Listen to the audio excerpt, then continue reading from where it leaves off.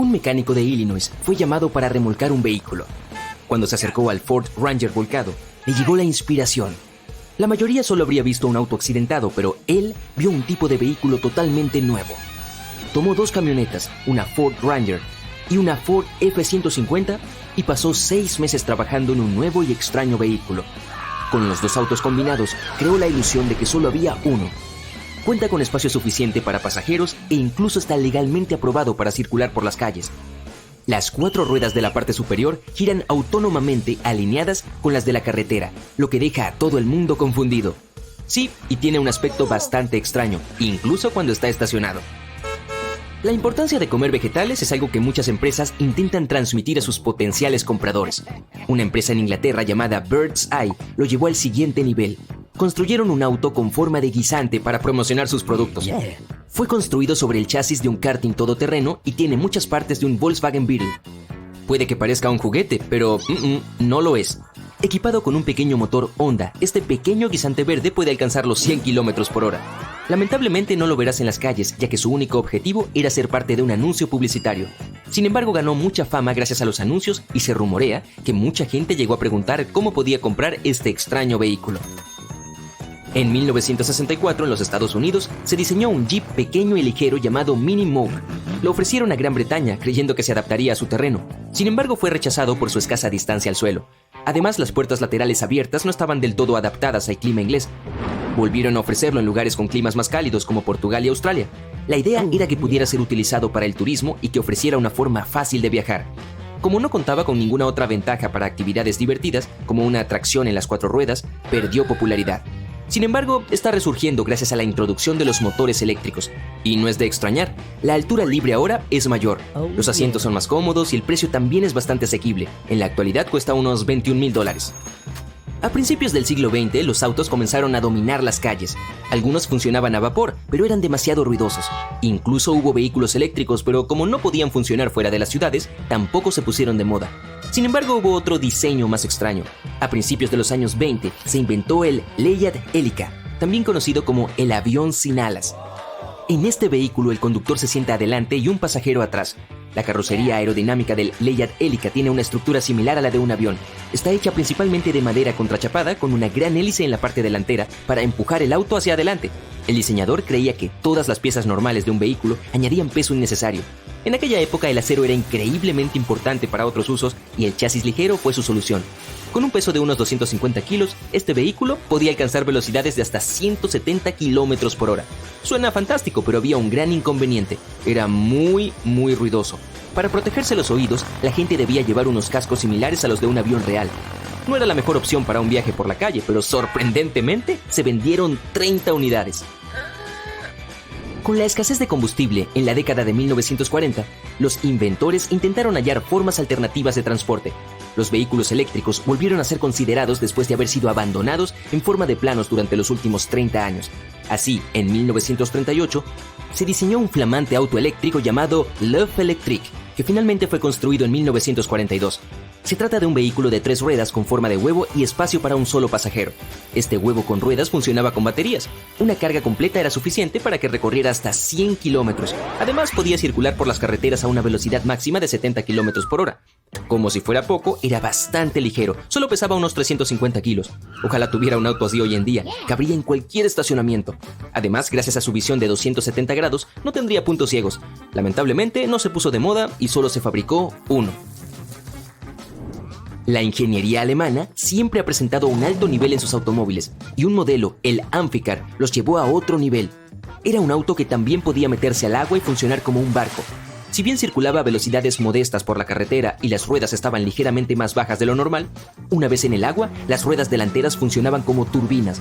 Podía navegar a una velocidad de hasta 7 nudos. Los diseñadores eran conscientes de que no era el mejor barco ni el mejor auto, así que lo anunciaron como el mejor barco para las calles y el mejor auto para el agua. De hecho, era bastante aceptable a la hora de navegar. Muchos se sorprendieron de que no tuviera fugas, ni siquiera después de dejarlo estacionado durante varias horas. Su popularidad creció y en los años 60 se vendieron casi 4,000 vehículos. Incluso inspiró varios modelos de autos barco en la industria automovilística. Oye, ¿alguna vez pensaste en alquilar una limusina? ¿Y qué tal si una limusina se cruzara con un avión? Un sujeto decidió combinar su amor por un avión 727 con la posibilidad de conducirlo por la carretera. Primero consiguió un avión, le quitó las alas y la cola y acopló la carrocería a un autobús Mercedes-Benz. Así que es una especie de autobús normal disfrazado de avión. Con 16 metros de largo se convirtió en la mayor limusina del mundo. Tiene espacio suficiente para 40 personas y sin embargo puede conducir hasta 200 kilómetros por hora. La cabina fue conservada en su mayor parte, sin embargo, el volante fue reemplazado por razones obvias. La escalera plegable original aún funciona, lo que representa una agradable bienvenida a los pasajeros mientras suben a la limusina Boeing. Sorprendentemente está habilitada para ser conducida en las calles e incluso puedes alquilar esta limusina de 11.000 kilogramos. A principios del siglo XX, los motores se volvieron mucho más eficientes y la disponibilidad de gasolina asequible ayudó a que los automóviles se popularizaran. En 1927, los diseñadores desarrollaron algo muy elegante. Conoce al Bugatti Royale. Fue el auto más lujoso jamás fabricado, con 6,5 metros de largo y un peso de 3.000 kilos, casi el doble del promedio de un sedán construido hoy en día.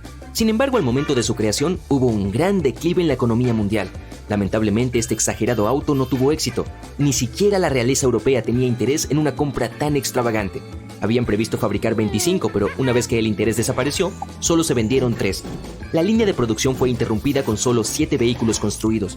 El diseño del motor se inspiró en un motor de avión francés y es el más grande jamás construido. Sin embargo, tras el fracaso del Bugatti Royale, los motores restantes fueron utilizados en los recién desarrollados vagones de alta velocidad para el sistema ferroviario francés. En 1930, un inventor llamado John Archibald Purves creó algo que consideraba el vehículo de alta velocidad del futuro. Se inspiró en los diseños de Leonardo da Vinci. John pensaba que el pintor había dado en el clavo, por lo que creó el Dynasphere, un vehículo de una sola rueda que funcionaba con electricidad. Esta singular rueda de 3 metros de altura, hecha de una reja de hierro y recubierta de cuero, pesaba unos 450 kilos. El asiento del conductor y el motor estaban conectados e instalados sobre ruedas. Al principio solo era posible doblar si el conductor se inclinaba hacia un lado u otro, pero más tarde se implementó un volante para hacer las cosas más fáciles. Podía alcanzar hasta 50 kilómetros por hora. Hubo cierto interés en él como una actividad divertida para la playa. Y también se fabricó una versión con 8 asientos. Por desgracia, la visión del diseñador de unas ruedas gigantes que reemplazaran a los autos no se hizo realidad, probablemente porque no logró encontrar una forma de detenerlo sin hacerlo chocar con algo. El avión llevaba apenas 25 segundos en el aire, cuando los pilotos notaron ruidos y vibraciones extrañas. Probaron varias maneras de mejorar la situación, pero nada funcionó. Los problemas del motor continuaron. A poco más de un minuto de vuelo, cuando el avión alcanzaba los 900 metros de altura, fallaron los 2 motores, primero el derecho y 2 segundos después el izquierdo. Los pilotos decidieron regresar al aeropuerto. Al mismo tiempo intentaron reiniciar los motores. Nada parecía funcionar. Se les ocurrió inclinar el avión hacia abajo para luego nivelarlo. Tal vez eso los ayudaría a ganar algo de velocidad para poder planear. Pero pronto se dieron cuenta de que no llegarían al aeropuerto. ¿Acaso se estrellarían? En ese momento se produjo el milagro de Gotrora. La mañana anterior al vuelo comenzó como de costumbre. Se llevaron a cabo los procedimientos típicos. Había buen clima, los miembros de la tripulación eran pilotos experimentados. Un capitán danés de 44 años con más de 8.000 horas de vuelo y un primer oficial sueco de 34 años con 3.000 horas. ¿Qué podía salir mal? El avión era casi nuevo, un McDonnell Douglas MD-81 apodado Dana Viking. Había volado por primera vez el 16 de marzo de 1991. Para ese fatídico día el avión llevaba solo 9 meses volando. Había 122 pasajeros y 7 miembros de la tripulación a bordo. El vuelo 751 de Scandinavian Airlines estaba programado para viajar desde Estocolmo, Suecia, hasta Varsovia, Polonia, y debía hacer una parada en Copenhague, Dinamarca. Partió de Estocolmo según lo previsto, a las 8:47 de la mañana.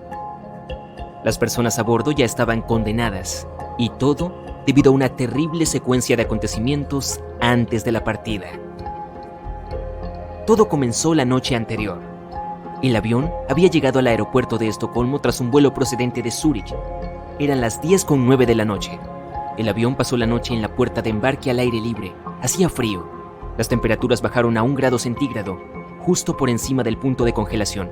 Lo que empeoró la situación fue que casi 2.700 kilos de combustible helado, enfriado durante el vuelo, aún permanecían en los depósitos ubicados en las alas. El combustible estaba tan frío porque el avión había volado a la altitud de crucero, donde la temperatura del aire fuera de la cabina oscilaba entre 52 y 62 grados bajo cero. El vuelo desde Zúrich duró alrededor de 1 hora y 40 minutos. Poco después de la medianoche, un técnico de vuelo fue a revisar el avión. Tuvo que quitar algo de hielo del tren de aterrizaje. De lo contrario, no podría examinarlo. Hacia las 2 de la madrugada, cuando estaba por marcharse, se percató de que el hielo cubría la parte superior de las alas. Por la mañana, la situación era aún más grave. Se había formado una capa transparente, casi invisible en la parte superior. El avión tenía que salir de la puerta de embarque alrededor de las 8:30 de la mañana. 1 hora antes de la salida, el mecánico responsable se dio cuenta de que el hielo también cubría la parte inferior de las alas. Así que decidió asegurarse de que no hubiera hielo en la parte superior. Se subió a una escalera y apoyó una rodilla en el ala. Luego se inclinó hacia adelante para tocar la parte delantera del ala. No había hielo, solo algo de agua-nieve. Decidió asegurarse de que todo estuviera bien en la entrada de aire de uno de los motores. No encontró nada raro. Poco después, el personal usó más de 1000 litros de líquido anticongelante para eliminar el hielo de la aeronave. El mecánico consultó al capitán del avión y ordenó al personal que también se descongelara la parte inferior de las alas. Después de todo, había visto algo de hielo allí. Pero nadie pensó en volver a comprobar si había hielo transparente en la parte superior. Cuando terminaron el procedimiento, el mecánico informó al capitán: "Deshielo terminado. Había mucha nieve y hielo, pero ya está todo despejado". El capitán le dio las gracias al mecánico y continuó con los procedimientos previos al vuelo. El avión se dirigió a la pista. Los sistemas antihielo de los motores estaban encendidos y no mostraron ningún fallo. Pero más tarde, varios pasajeros afirmaron que habían visto cómo el hielo se deslizaba por la parte superior de las alas mientras el avión despegaba. Aún así, el avión partió como de costumbre con destino a Estocolmo. Sin embargo, poco después del despegue, se desprendieron varios trozos del hielo que habían pasado por alto. Se estrellaron a toda velocidad contra los ventiladores de los motores cerca de la cola, a ambos lados del avión, lo que arruinó las aspas. Esto provocó una serie de sobrecargas y el resto es historia. Mientras tanto, en algún lugar de la cabina, el capitán de vuelo de Scandinavian Airlines, Per Holmberg, que estaba a bordo como pasajero, se dio cuenta de que algo andaba mal. En un primer momento le advirtió a la azafata, que estaba sentada en el asiento trasero de la cabina, que el motor derecho estaba sacudiéndose. Ella intentó ponerse en contacto con la tripulación, pero sin éxito. Entonces el capitán no uniformado se dirigió a la cabina a toda velocidad y preguntó si podía ayudar. El primer oficial le dio la lista de comprobación de emergencia y el capitán le pidió que pusiera en marcha la unidad de potencia auxiliar, una pequeña turbina de gas en la cola del avión.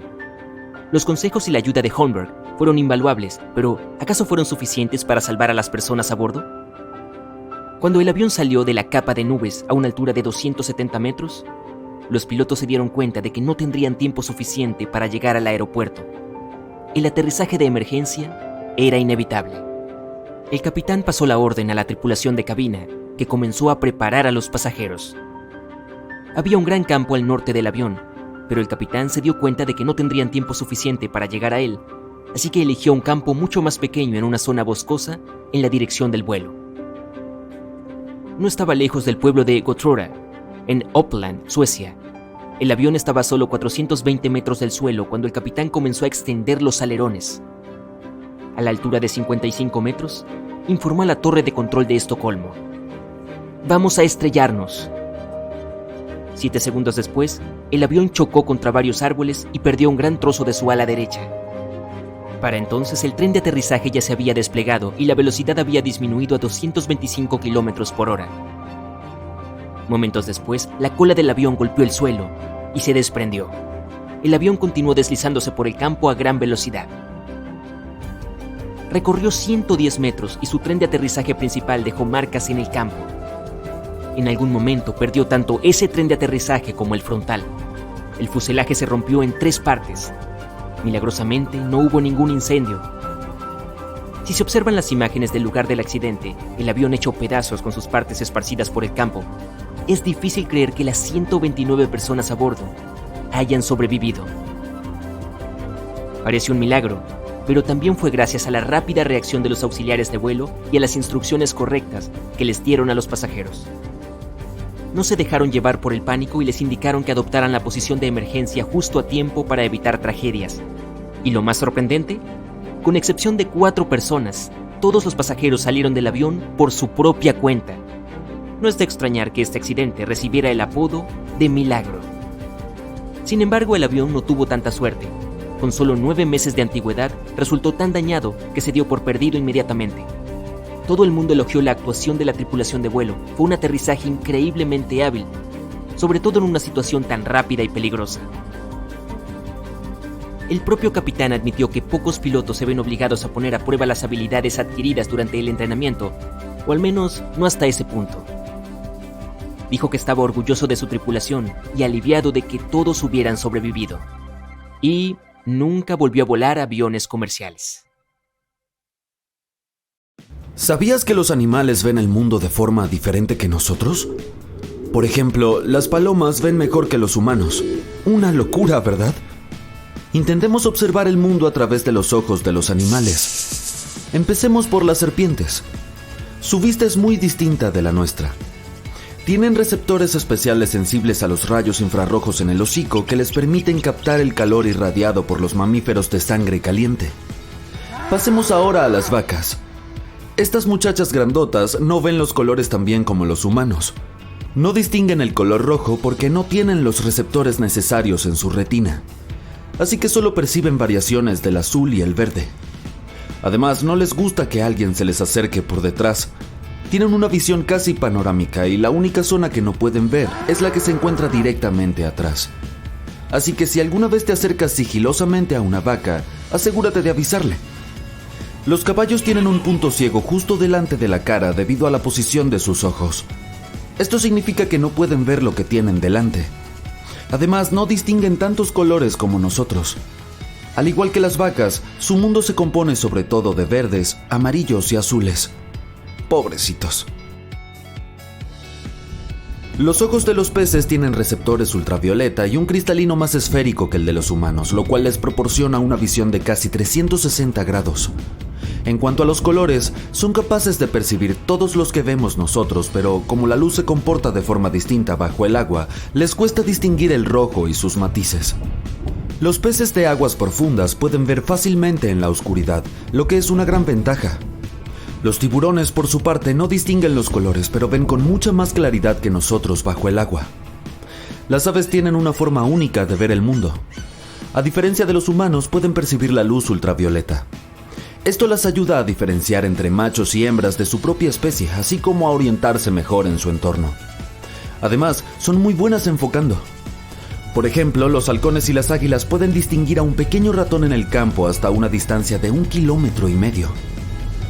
Una paloma puede ver todos los detalles minúsculos, así que si alguna vez necesitas encontrar una grieta en el pavimento, pregúntale a una paloma. Y por cierto, tienen un campo de visión de 340 grados, y se considera que su vista es el doble de buena que la de un ser humano. Lo que faltaba. Tengo envidia de una paloma. Los insectos también tienen extraños patrones de visión. Las moscas, por ejemplo, tienen miles de pequeños receptores oculares que trabajan juntos para darles una visión global de lo que ocurre a su alrededor. Y lo ven todo en cámara lenta. Además, pueden percibir la luz ultravioleta, lo que les ayuda a comunicarse. Las abejas tienen sus propios problemas. No distinguen el color rojo. Para ellas, parece azul oscuro. ¿Cómo sería vivir así? Ahora las ratas. Estas pequeñas tampoco ven el rojo. Pero esa no es la parte más extraña. Cada uno de sus ojos se mueve por sí mismo, por lo que están viendo doble todo el tiempo. Es una maravilla que no se choquen con las paredes, ¿verdad? Los gatos no perciben los tonos rojos ni verdes, pero sí los marrones, amarillos y azules como los mejores. Además, tienen un amplio ángulo visual, así que pueden detectar más cosas por el rabillo del ojo que nosotros. Pero hay más. En la oscuridad más absoluta, los gatos se vuelven ninjas y ven 6 veces mejor que los humanos. Sus pupilas se adaptan a cualquier tipo de luz como por arte de magia. Hablemos ahora de los perros. Estos amigos peludos no ven el rojo ni el naranja. pero sí el azul y el violeta. Además pueden diferenciar 40 tonos de gris. Bueno, no son 50, pero es impresionante. Por otro lado, las ranas son muy exigentes para comer. Si pudieras meterte en la máquina del tiempo y viajar a 1969, te encontrarías con algo espectacular. Lo que estás viendo no es un desierto cualquiera. Es una de las cataratas más poderosas, completamente seca.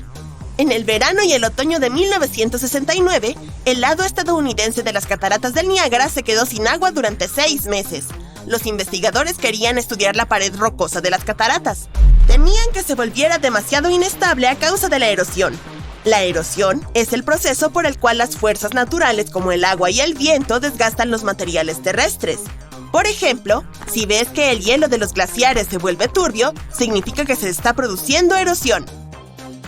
3 saltos que cruzan la frontera internacional entre Canadá y Estados Unidos forman juntos lo que conocemos como las magníficas cataratas del Niágara. Sus nombres son Catarata Canadiense, Catarata Estadounidense y Catarata Velo de Novia, de mayor a menor según su tamaño. La catarata estadounidense se encuentra en su totalidad del lado de ese país, mientras que la canadiense está principalmente en el lado de Canadá, dividida por la isla de la Cabra.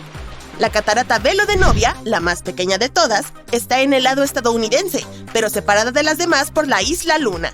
¿No te parece que Estados Unidos y Canadá tienen una frontera natural genial?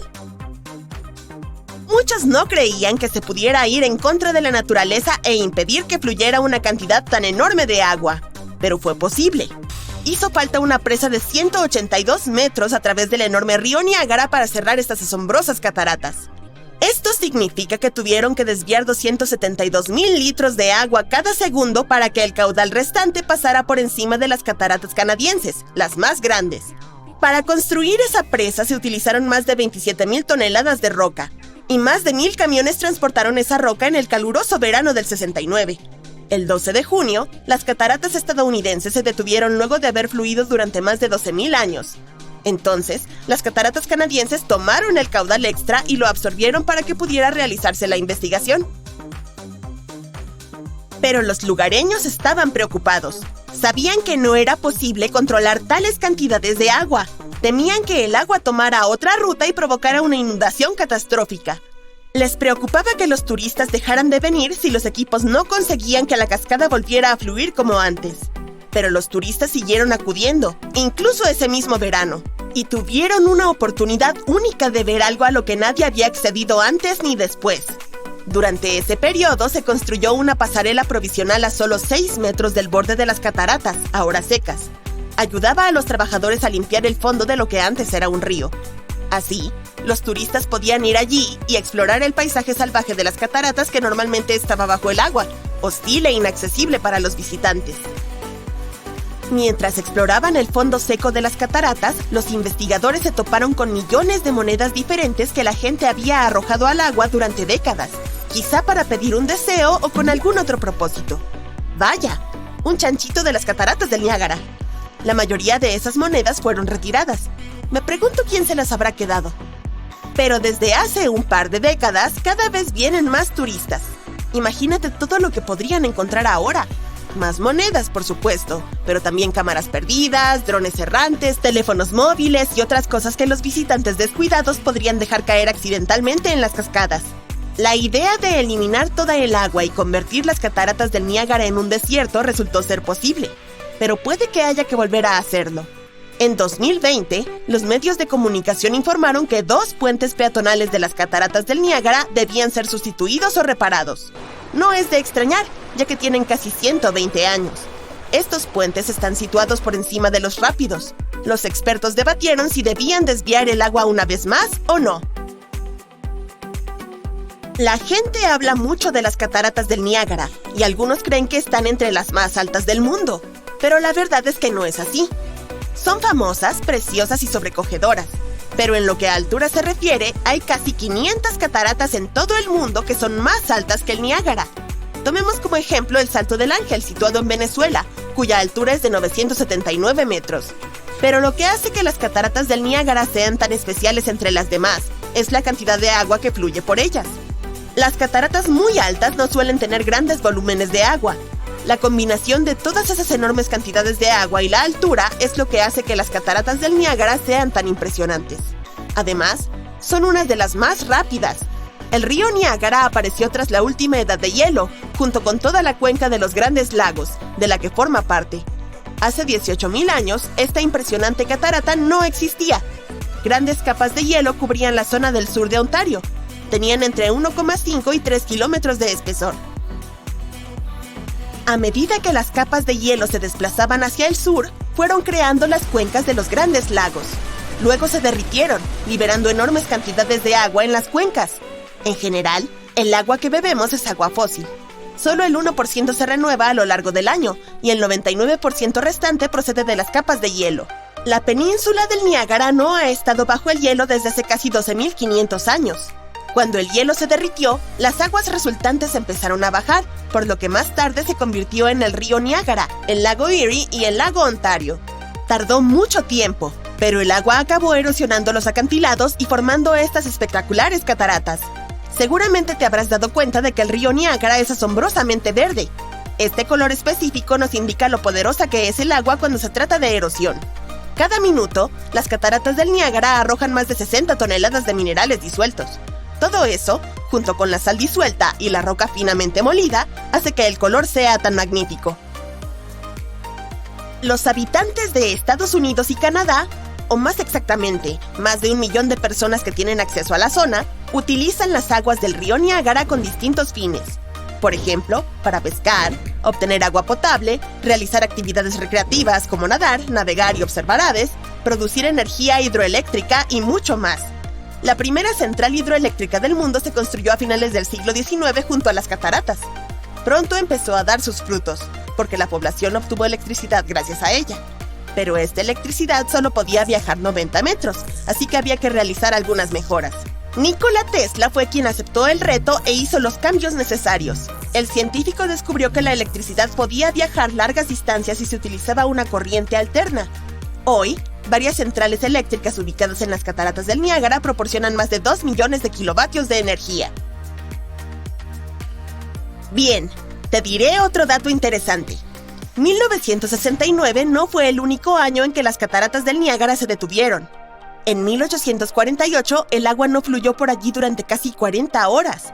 Las cataratas ya eran muy célebres entre los turistas y una fuente de energía útil para la población local, así que no es de extrañar que todos entraran en pánico. Esta vez la culpa fue de la naturaleza. El hielo bloqueó el nacimiento del río Niágara. Un granjero estadounidense fue el primero en darse cuenta. Era el 29 de marzo y salió a dar un paseo justo antes de la medianoche. Pronto se dio cuenta de que no oía el potente rugido de las cataratas. Rápidamente se dirigió a la orilla del río y se quedó inmóvil, conmocionado. Apenas había agua. Las fábricas y los molinos tuvieron que cerrar porque dependían de él. Seamos realistas. Entre todas las estrellas, nuestro Sol es, en realidad, bastante aburrido. Vamos, no tiene nada inusual.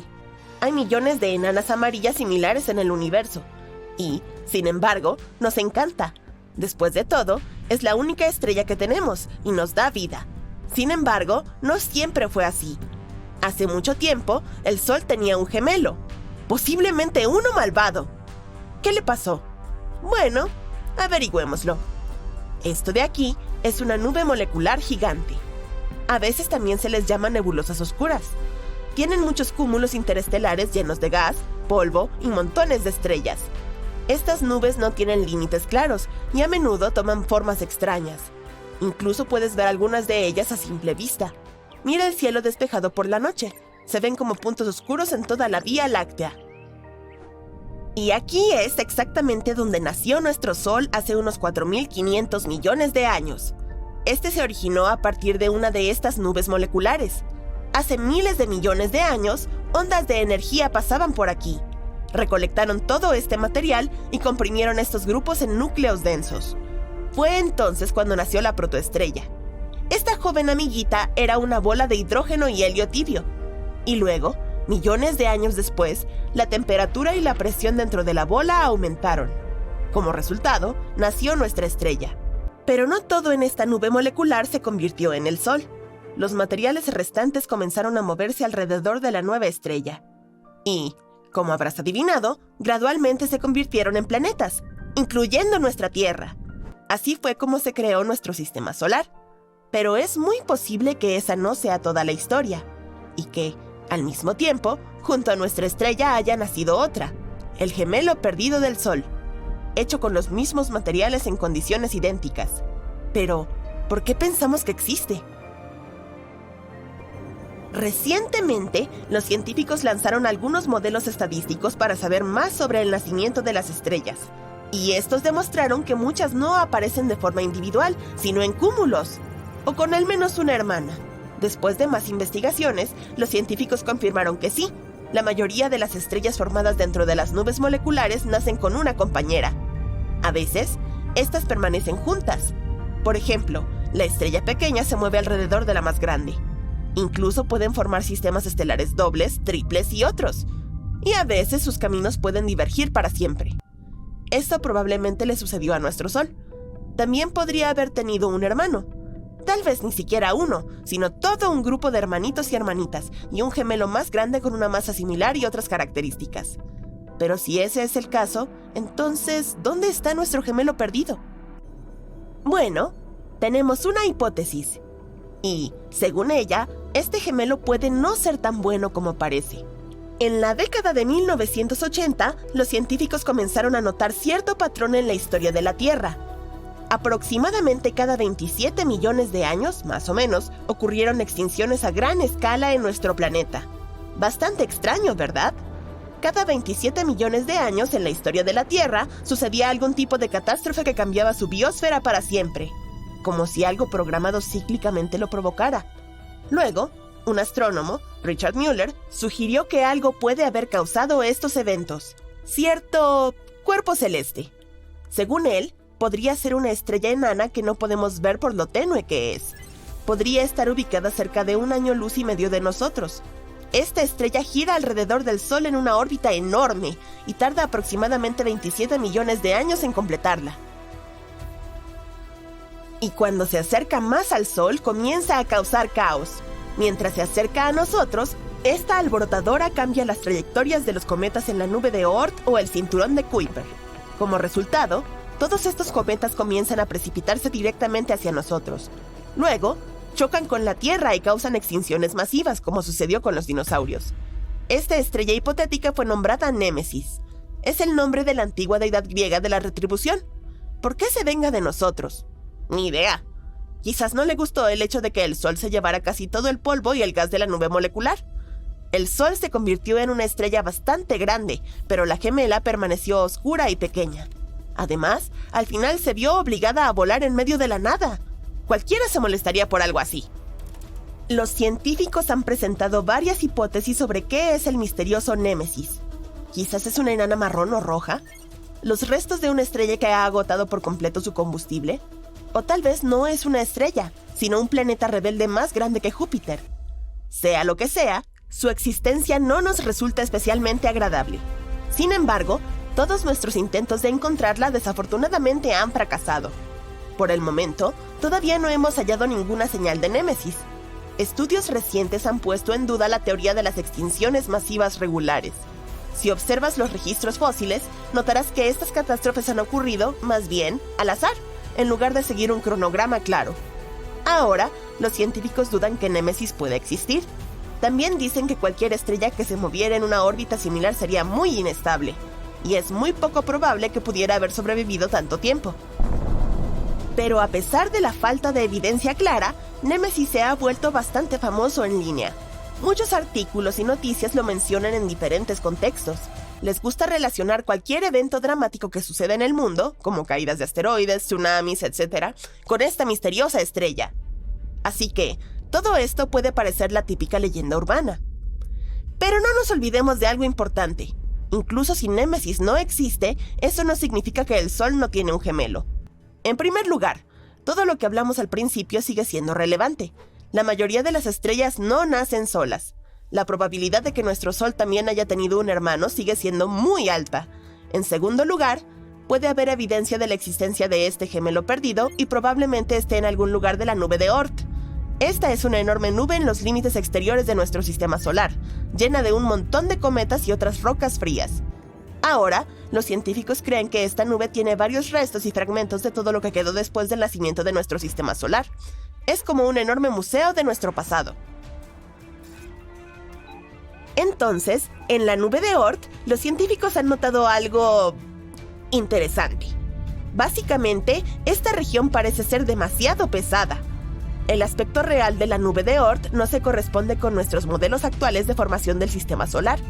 Es demasiado pesada, ya que hay algunos restos de algo en ella.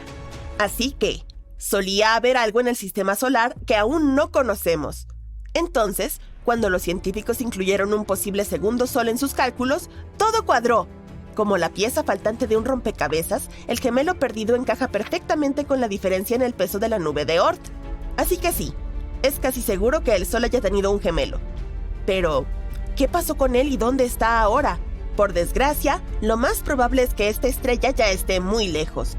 Probablemente después de su nacimiento, el Sol y su hermano, está bien, el Sol 2.0, pasaron solo un par de millones de años juntos, y luego tuvieron que separarse. Ahora bien, este gemelo puede estar a cientos de años luz de nosotros en cualquier lugar de la Vía Láctea. Y sí, en teoría podríamos encontrarlo, pero eso sería bastante difícil. Para hacerlo, necesitamos hallar todas las estrellas similares a nuestro Sol, más o menos de la misma edad por toda la Vía Láctea. E incluso si hacemos una lista de estas estrellas, ¿qué sigue? No tenemos forma de saber cuál era realmente la gemela del Sol. Entonces, el hermanito perdido probablemente seguirá, perdido. Y nuestro Sol permanecerá solo para siempre. ¡Qué triste historia! Pero anímate, para nosotros es probablemente lo mejor. Si hubiéramos tenido 2 soles, quizá el sistema solar nunca se hubiera convertido en lo que es ahora. Las moscas están donde quiera que vayamos, literalmente. Se cree que se originaron en Asia, pero en la actualidad viven en todos los lugares donde hay gente, excepto en la Antártida y tal vez en un par de islas. Las moscas han viajado por los océanos siguiendo a los humanos, pero nunca van solas a ninguna parte. No las encontrarás en la naturaleza y en los desiertos donde no hay humanos.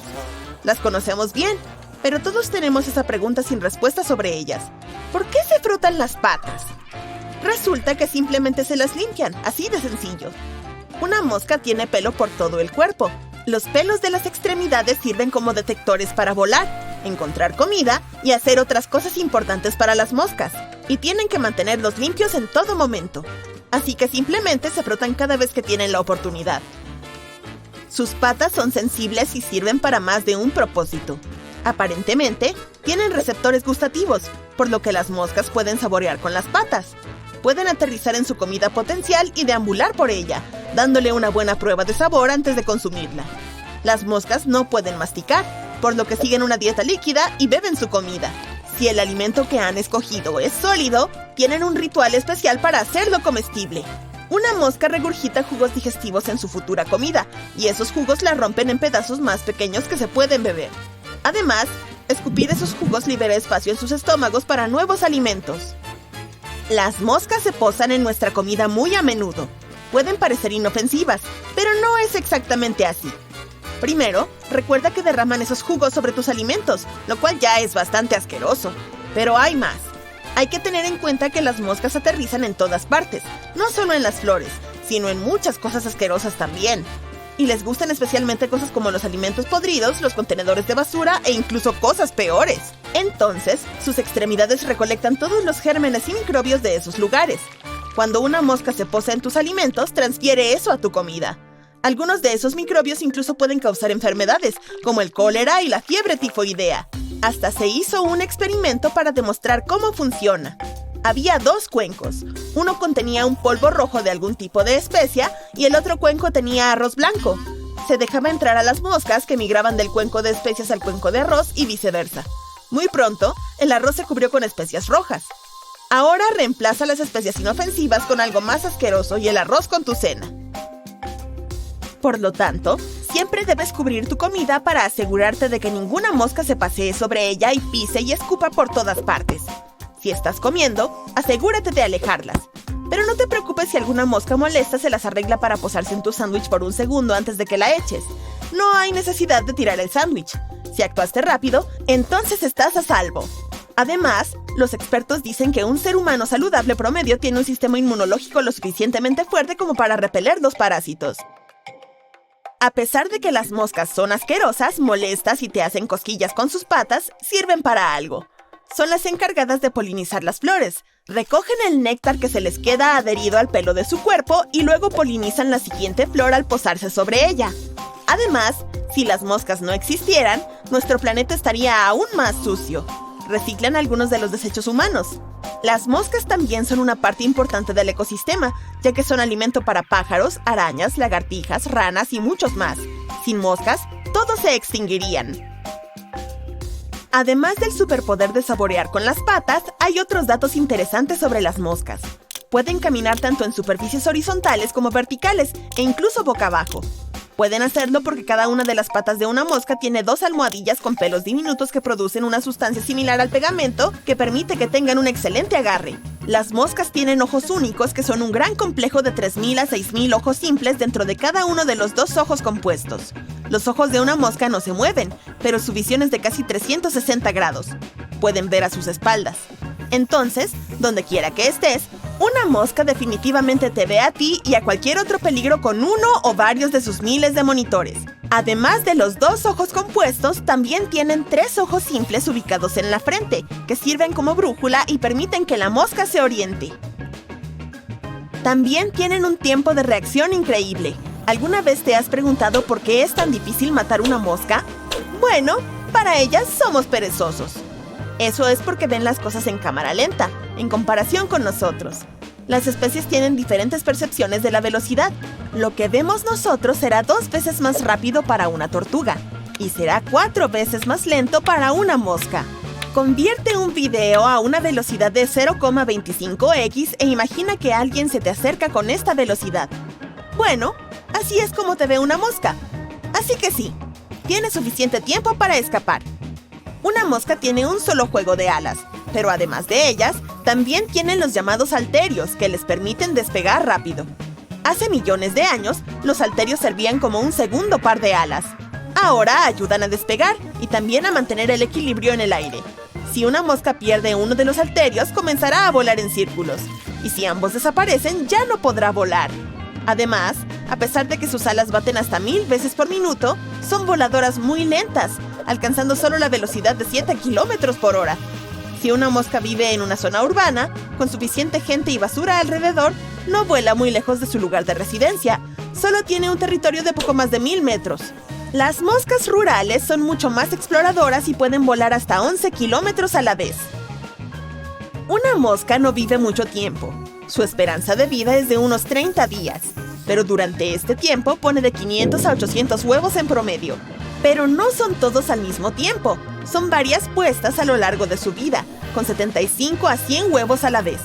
Los huevos eclosionan dentro de las 24 horas y toma una semana en total para que un huevo se convierta en una mosca adulta y luego el ciclo continúa. En climas más fríos, este proceso puede llevar el doble de tiempo. Una mosca de madera es la especie más grande, vive en América Central y del Sur. Pueden crecer hasta 8 centímetros.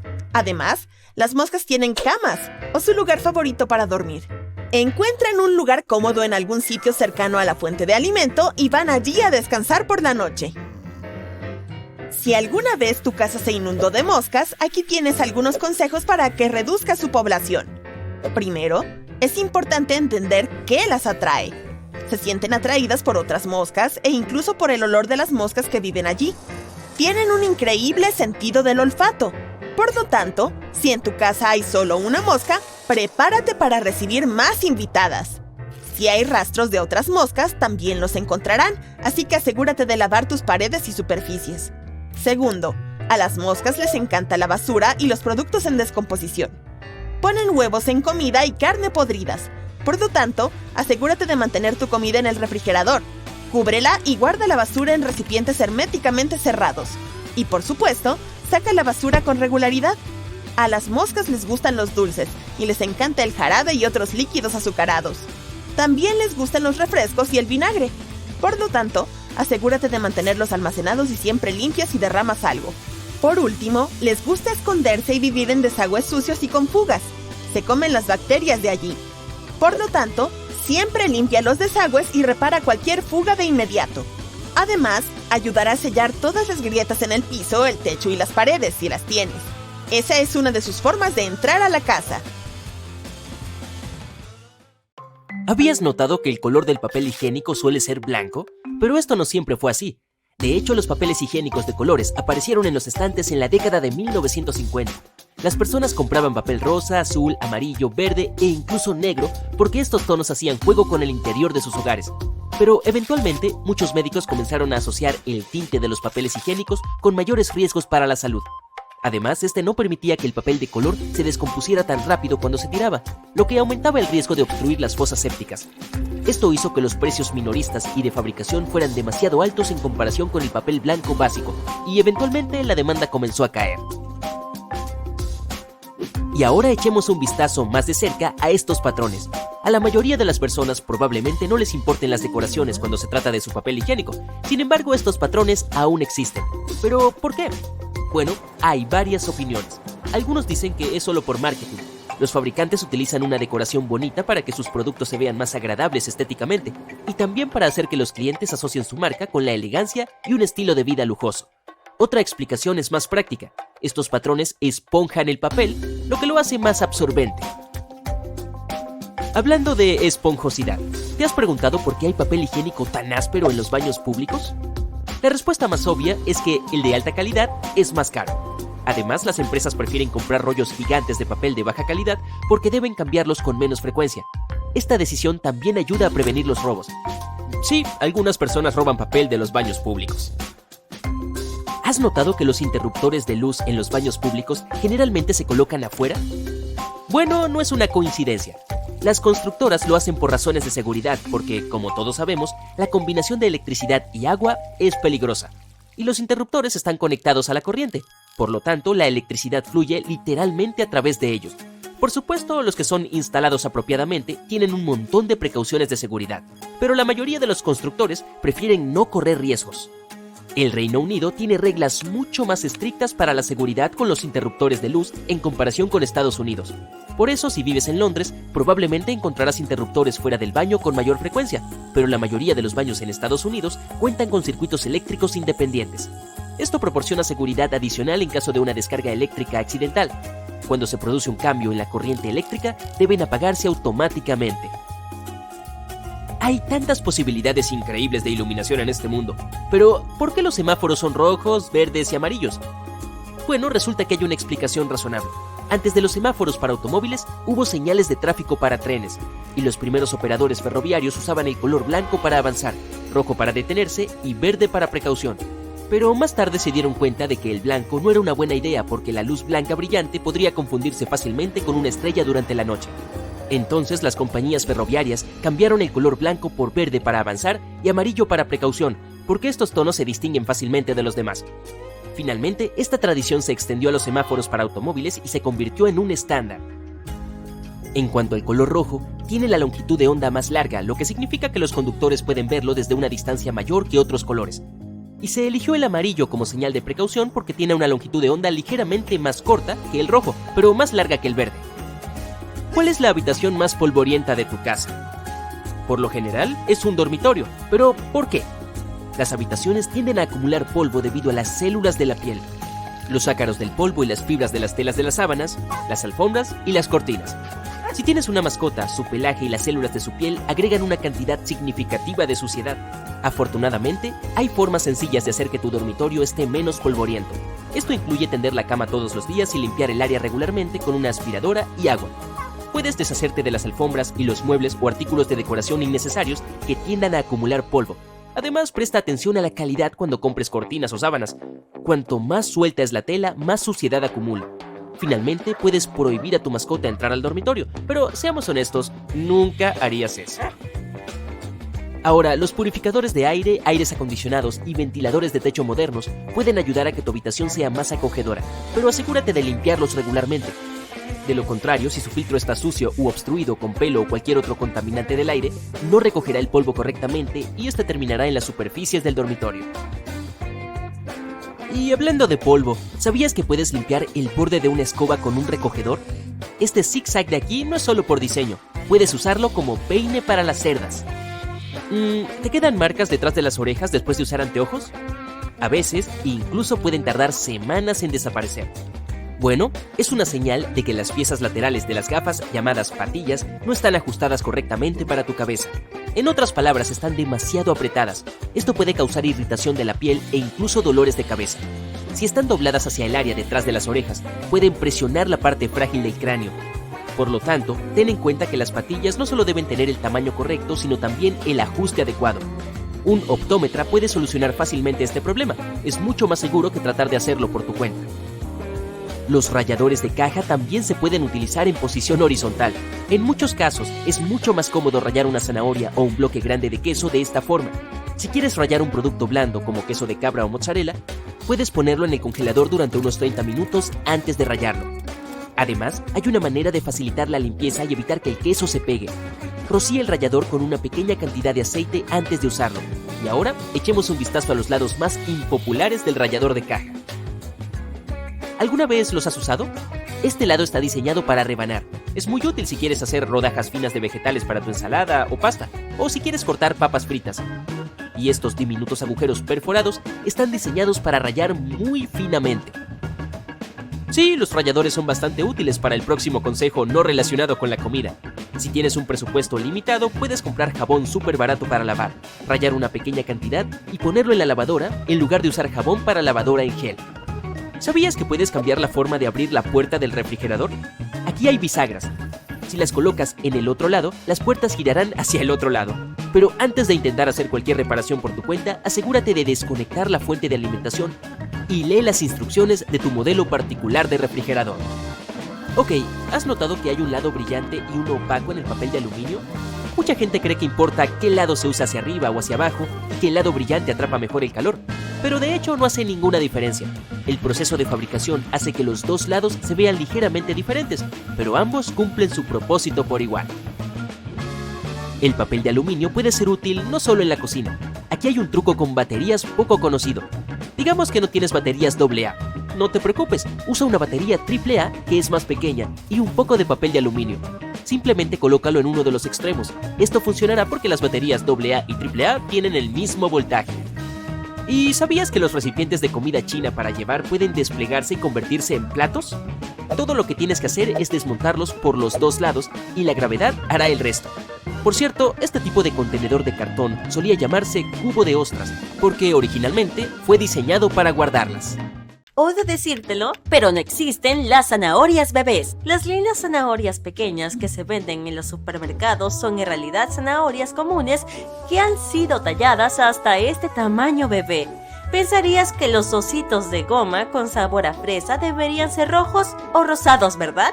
Bueno, lamento decirlo, pero son verdes. El arroz integral y el arroz blanco son el mismo producto. La variedad blanca comienza como el marrón, pero luego se eliminan algunas partes mediante la molienda, lo que le da al arroz su color blanco. Esto permite que se almacene por más tiempo, pero al mismo tiempo reduce su valor nutricional. Hablando de arroz, se usó para construir la Gran Muralla China. Los constructores mezclaban sopa de arroz pegajosa con cal y obtenían mortero de arroz para la construcción. Era más fuerte y tenía mejor resistencia al agua que el mortero de cal normal. Gracias a la sopa de arroz, la Gran Muralla ha podido mantenerse en pie durante siglos a pesar de los elementos de la naturaleza. ¿Has encontrado una barra de chocolate olvidada hace mucho tiempo en algún lugar profundo de tu escritorio? Una agradable sorpresa, pero cuando la abres, dudas. Hay una especie de película polvorienta de aspecto desagradable. Sin embargo, no te preocupes, todavía es seguro comerlo. Es que la grasa o manteca de cacao con la que se elabora el chocolate se ha separado del resto de la barra a causa del calor. A medida que se enfriaba, creó esta película blanquecina. Sin embargo, el sabor puede ser un poco desagradable, por lo que puede ser mejor usarlo para cocinar, si es que tienes más autocontrol que yo. Los aguacates no pueden madurar mientras aún están en el árbol. Si no se recolectan, simplemente se caerán de la rama sin estar maduros. Sin embargo, cuando se recogen, se volverán suaves y sabrosos tal como los amamos. Esto sucede debido a la explosión de etileno que produce la propia fruta después de la recolección. Se inhibe mientras el aguacate todavía está en el árbol. Los tomates que se compran en los supermercados suelen tener un sabor débil. Tiene que ver con cómo se cultivan y almacenan después. Los tomates se recolectan cuando aún no están completamente maduros y maduran en los contenedores de transporte y en los estantes de las tiendas. Pero si se almacenan a temperaturas inferiores a 4 grados centígrados, mientras no están completamente maduros, pierden mucho de su sabor. Para mantenerlos sabrosos, es mejor guardar los tomates fuera del refrigerador. La miel es probablemente el único alimento que literalmente nunca puede echarse a perder. Si está débilmente sellada, sin que quede aire, puede durar milenios y seguir siendo comestible. El tarro de miel más antiguo jamás encontrado tenía 5.500 años, junto a la momia de Winnie Pooh. En realidad no. Si bien el chocolate negro y con leche no generan dudas, su hermano blanco no es chocolate en absoluto. No tiene cacao en polvo, lo que hace que el chocolate sea, bueno, chocolate. La variedad blanca está hecha de manteca de cacao mezclada con azúcar y saborizante, generalmente vainilla. Los cacahuetes son parientes más cercanos de los guisantes que de las nueces. Son legumbres, el tipo de plantas que incluye guisantes, garbanzos y frijoles. Los anacardos tampoco son nueces, son semillas que se recolectan de frutas bastante grandes. Lo mismo puede decirse de las nueces, las almendras, las pecanas y los pistachos. Cuando compras unos rollos de sushi con cangrejo, lo que obtienes no es ningún cangrejo. La cosa roja y blanca es lo que se llama imitación de cangrejo y es básicamente una pasta hecha de pescado. Su otro nombre es surimi. Por cierto, el sushi era originalmente una forma de conservar el pescado. Se almacenaba en arroz fermentado que podía mantener el pescado fresco hasta por un año. Y después de eso, se tiraba el arroz mientras que el pescado se cocinaba y se comía. Si lloras al cortar cebollas, hay varias formas de evitarlo. Una es poner la cebolla en el congelador antes de cortarla. Eso congelará las moléculas del químico que te hace llorar. Otro método es lavar la cebolla con agua fría justo antes de cortarla. El frío y la humedad que quedan en la cebolla no permitirán que el químico llegue a tus ojos. Y la tercera forma es poner una toalla de papel húmeda al lado de la tabla de cortar. El químico es atraído por la fuente de agua más cercana, que generalmente son tus ojos, pero en este caso será la toalla. La gran mayoría del wasabi que comemos no es wasabi real. El verdadero es muy caro, por lo que obtenemos es solo una mezcla de rábano picante, mostaza y colorante verde para alimentos. Ten cuidado cuando comas piña fresca porque literalmente puede devorarte. Contiene una enzima que digiere la proteína. Esa sensación de ardor que tienes cuando has comido demasiada piña es exactamente eso. Los macarrones con queso solían ser un plato realmente elegante en los Estados Unidos del siglo XVIII. La pasa solo podía importarse de Italia, lo que la encarecía, y el proceso de elaboración del queso requería mucho tiempo y esfuerzo, lo que tampoco hacía que el producto fuera barato. Solo los más ricos podían permitirse un plato de macarrones con queso, y se servían en los restaurantes más elegantes como un manjar. Las ostras, las langostas y casi cualquier otro marisco, por otro lado, se consideraban comida para los pobres en el pasado. Las comunidades costeras se alimentaban con lo que podían pescar en el mar, y eso incluía mejillones, cangrejos y muchas otras cosas que hoy consideramos delicias. Vaya, creo que si comiera macarrones con queso con langosta ahora mismo me explotaría la cabeza. Volvamos a la rica comida. En la época medieval, el pescado se consideraba un regalo digno de un rey. Se solía regalar a los monarcas ingleses unos enormes lucios. E incluso antes, en el Imperio Romano, pescados como el salmonete eran un manjar que los emperadores pagaban con grandes cantidades de oro. La carne del salmón de piscifactoría es naturalmente gris. Los peces silvestres comen muchos camarones, lo que hace que su carne tenga ese característico color rosa anaranjado. Los de cautiverio se alimentan con un pigmento vegetal especial para lograr el mismo efecto. El inventor de la vaselina, Sir Robert Cheesebrook, afirmaba comer una cucharada de vaselina todos los días. También le pedía a su enfermera que lo cubriera de pies a cabeza con el material cuando se enfermó gravemente. Pronto se recuperó y vivió hasta los 96 años. Mientras tanto, creía firmemente en las propiedades milagrosas de la vaselina. Era un producto resbaladizo. Las naranjas en realidad dieron su nombre al color que ahora conocemos como naranja. En inglés antiguo, ese color se llamaba algo como amarillo-rojo. Solo cuando la fruta se extendió por toda Europa, apareció la palabra que se refería a su color. Si quieres observar más de cerca una colmena, asegúrate de no tener plátanos encima. La feromona que alerta a las abejas para que se levanten y protejan su hogar huele a plátano. Así que es probable que te conviertas en su enemigo número 1 si te acercas demasiado. La leche una vez mostró ser un material apto para hacer plástico. Era biodegradable e insoluble en agua y prácticamente no se quemaba, pero luego fue superada por el plástico a base. En Arizona, asegúrate de no tener un burro durmiendo en tu bañera en cualquier momento después de las 7 p.m. Se trata de una ley promulgada en 1924, tras un incidente ocurrido durante una inundación. Un comerciante permitía a menudo que su burro durmiera en su tina. Esto ocurrió antes de que estuvieran sujetas al suelo y podían moverse fácilmente. Cuando la ciudad se inundó una fatídica noche, el burro que dormía fue arrastrado por el torrente. Atravesó el pueblo y acabó en un valle a más de 1 kilómetro de distancia. El animal quedó varado en la tina, flotando indefenso. El pueblo se reunió y acabó salvando al pobre. Pero como el rescate costó mucho esfuerzo y recursos, rápidamente se hizo un nuevo decreto. No habrá más burros durmiendo en bañeras. Ahí tienes. En Samoa, si un marido se olvida del cumpleaños de su mujer, su pareja puede denunciarlo a las autoridades. Tras el primer incidente, se emite una advertencia formal. Se espera que el marido ponga suficientes recordatorios para que el año siguiente no lo olvide. Pero si vuelve a hacer caso omiso de la fecha, deberá pasar por una serie de intensos interrogatorios para determinar por qué pudo olvidar algo tan importante.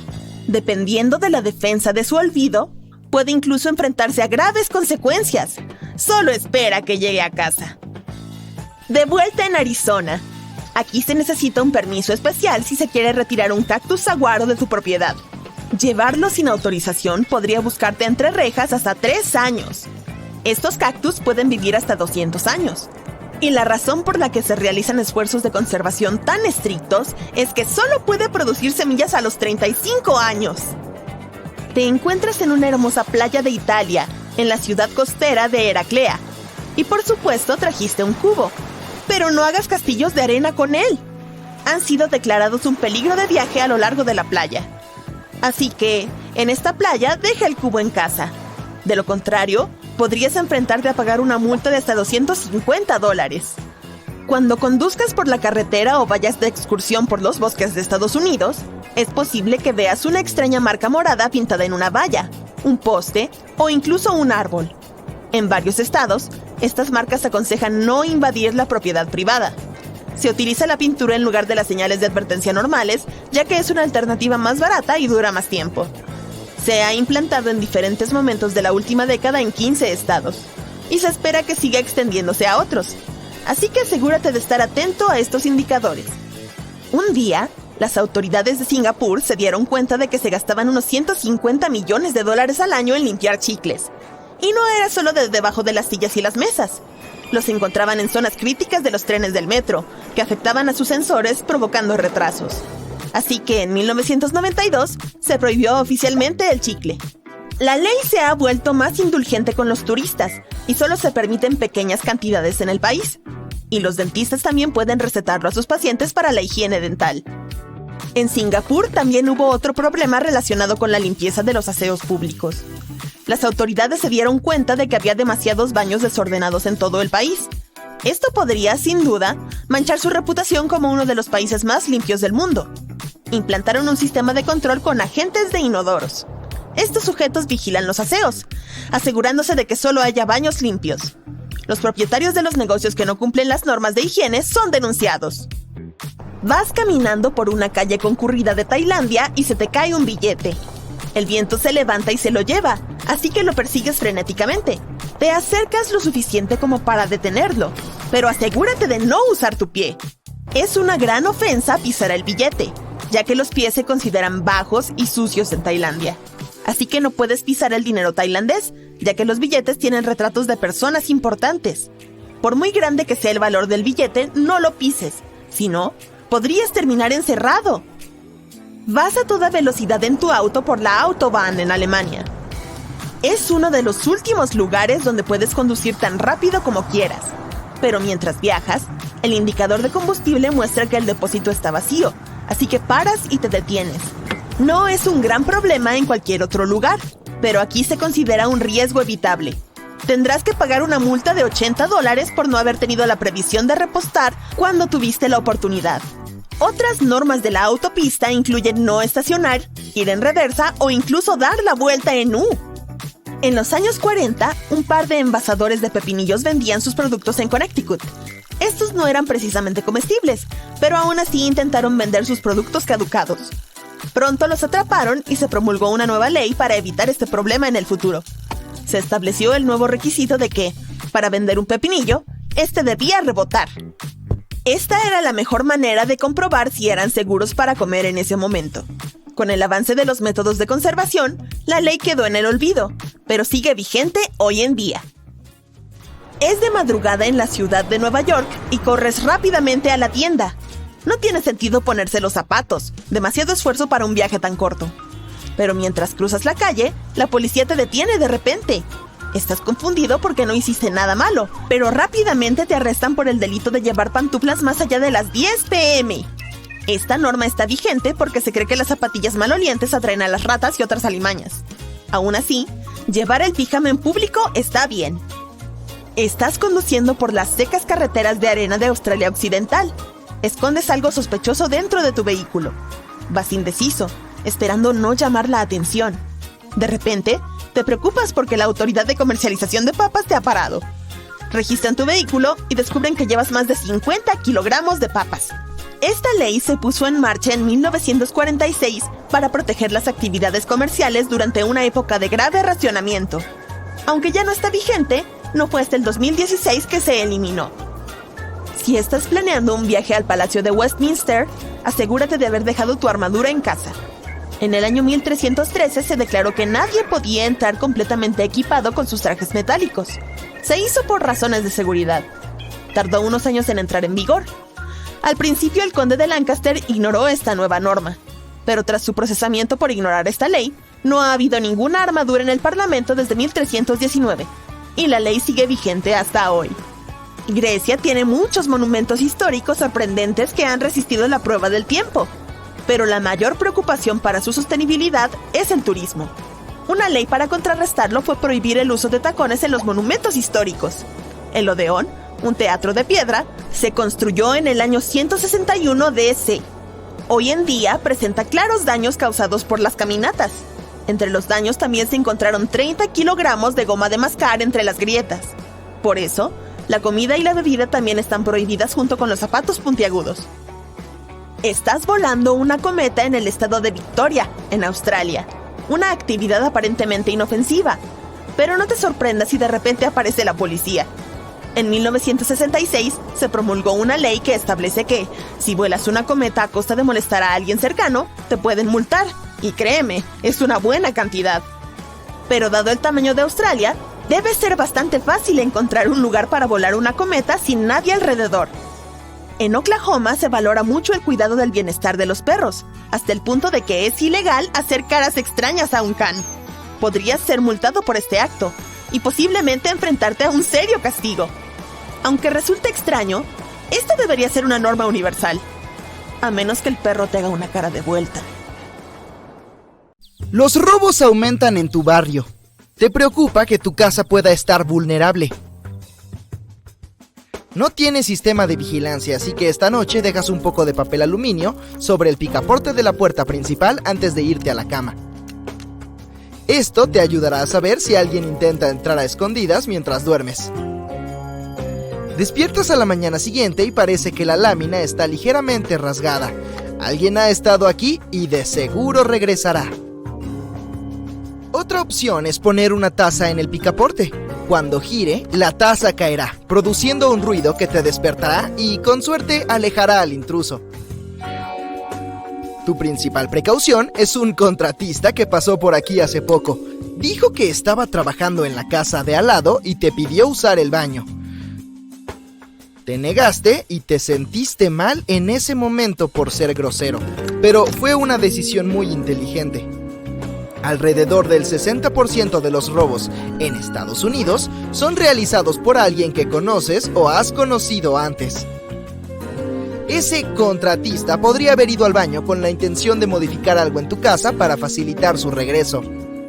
Es posible que haya querido echar un vistazo al sistema de seguridad, comprobar la integridad estructural de tu casa y averiguar el valioso botín que podrías tener. Por fin te irás de vacaciones. Tienes que preparar tu casa y hacerla lo más segura posible. Un buzón lleno es lo primero que buscará un ladrón. Tu vecino tendrá que llevarse tu correo mientras no estés en casa. Una propiedad bien cuidada es una clara señal de que siempre estás ahí. Siempre has mantenido el césped cortado y los arbustos prolijos. Así que tendrás que encargarte de que alguien lo haga mientras no estés. Si fuera invierno, cualquier nieve intacta alrededor de tu casa también la convertiría en un objetivo. Pedirle a tu vecino que haga huellas falsas que muestren actividad reciente ayudará. Hay muchos tipos de cercas de plantas que actúan como una gran primera defensa.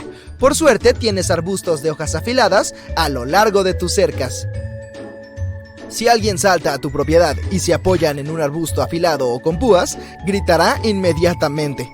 Eso alertará a tus vecinos de la presencia de un intruso. Y el follaje también atrapará fragmentos de ropa que podrían usarse como evidencia más tarde. Para prepararte para tu viaje con antelación, abriste y cerraste las cortinas en momentos aleatorios a lo largo del día. Te aseguraste de que no hubiera patrones claros, así que no importará si se quedan abiertas mientras no estás, solo por si alguien está explorando tu propiedad. Los ladrones pasan varios días recorriendo o conduciendo por los vecindarios e identificando los comportamientos de cada casa. Una cosa que no les gusta mucho es la vigilancia del vecindario.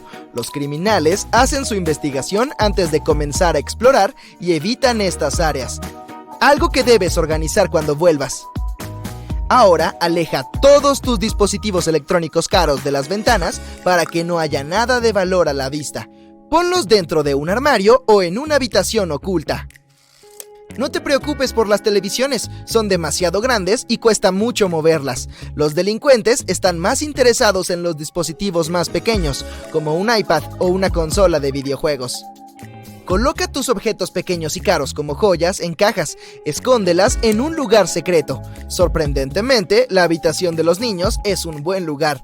Algunos ladrones han reconocido que nunca entran en ellas, ya que no hay nada de valor en los juguetes. Toma fotos de todos los números de serie de tus aparatos electrónicos y crea un inventario. Te ayudará con el seguro. El 95% de los robos se producen por la fuerza, así que es hora de reforzar tus puertas y ventanas. Puedes ponérselo aún más difícil a los ladrones utilizando una mezcla de los tres. Retira todos los asientos, sillas y escaleras del patio trasero y déjalos en tu garaje. De lo contrario, ayudarán a proporcionar puntos de acceso más fáciles a las entradas más altas, como la caja del aire acondicionado. Ese es uno de sus lugares favoritos. Sin una forma de reforzarlo, es fácil arrancarlo para crear una entrada. No le hagas las cosas más fáciles con un escalón. Los ladrones pueden derribar una puerta débil en 1 minuto. Instala un marco de metal en lugar de uno de madera para obtener más apoyo. Las bisagras y la cerradura deben tener la resistencia adecuada para soportar las patadas durante el tiempo suficiente hasta que se rindan. Si la cerradura es el punto débil, puede ser fácilmente forzada por un ladrón experimentado. Un simple candado que mantenga todo en su sitio se asegurará de que la puerta no ceda.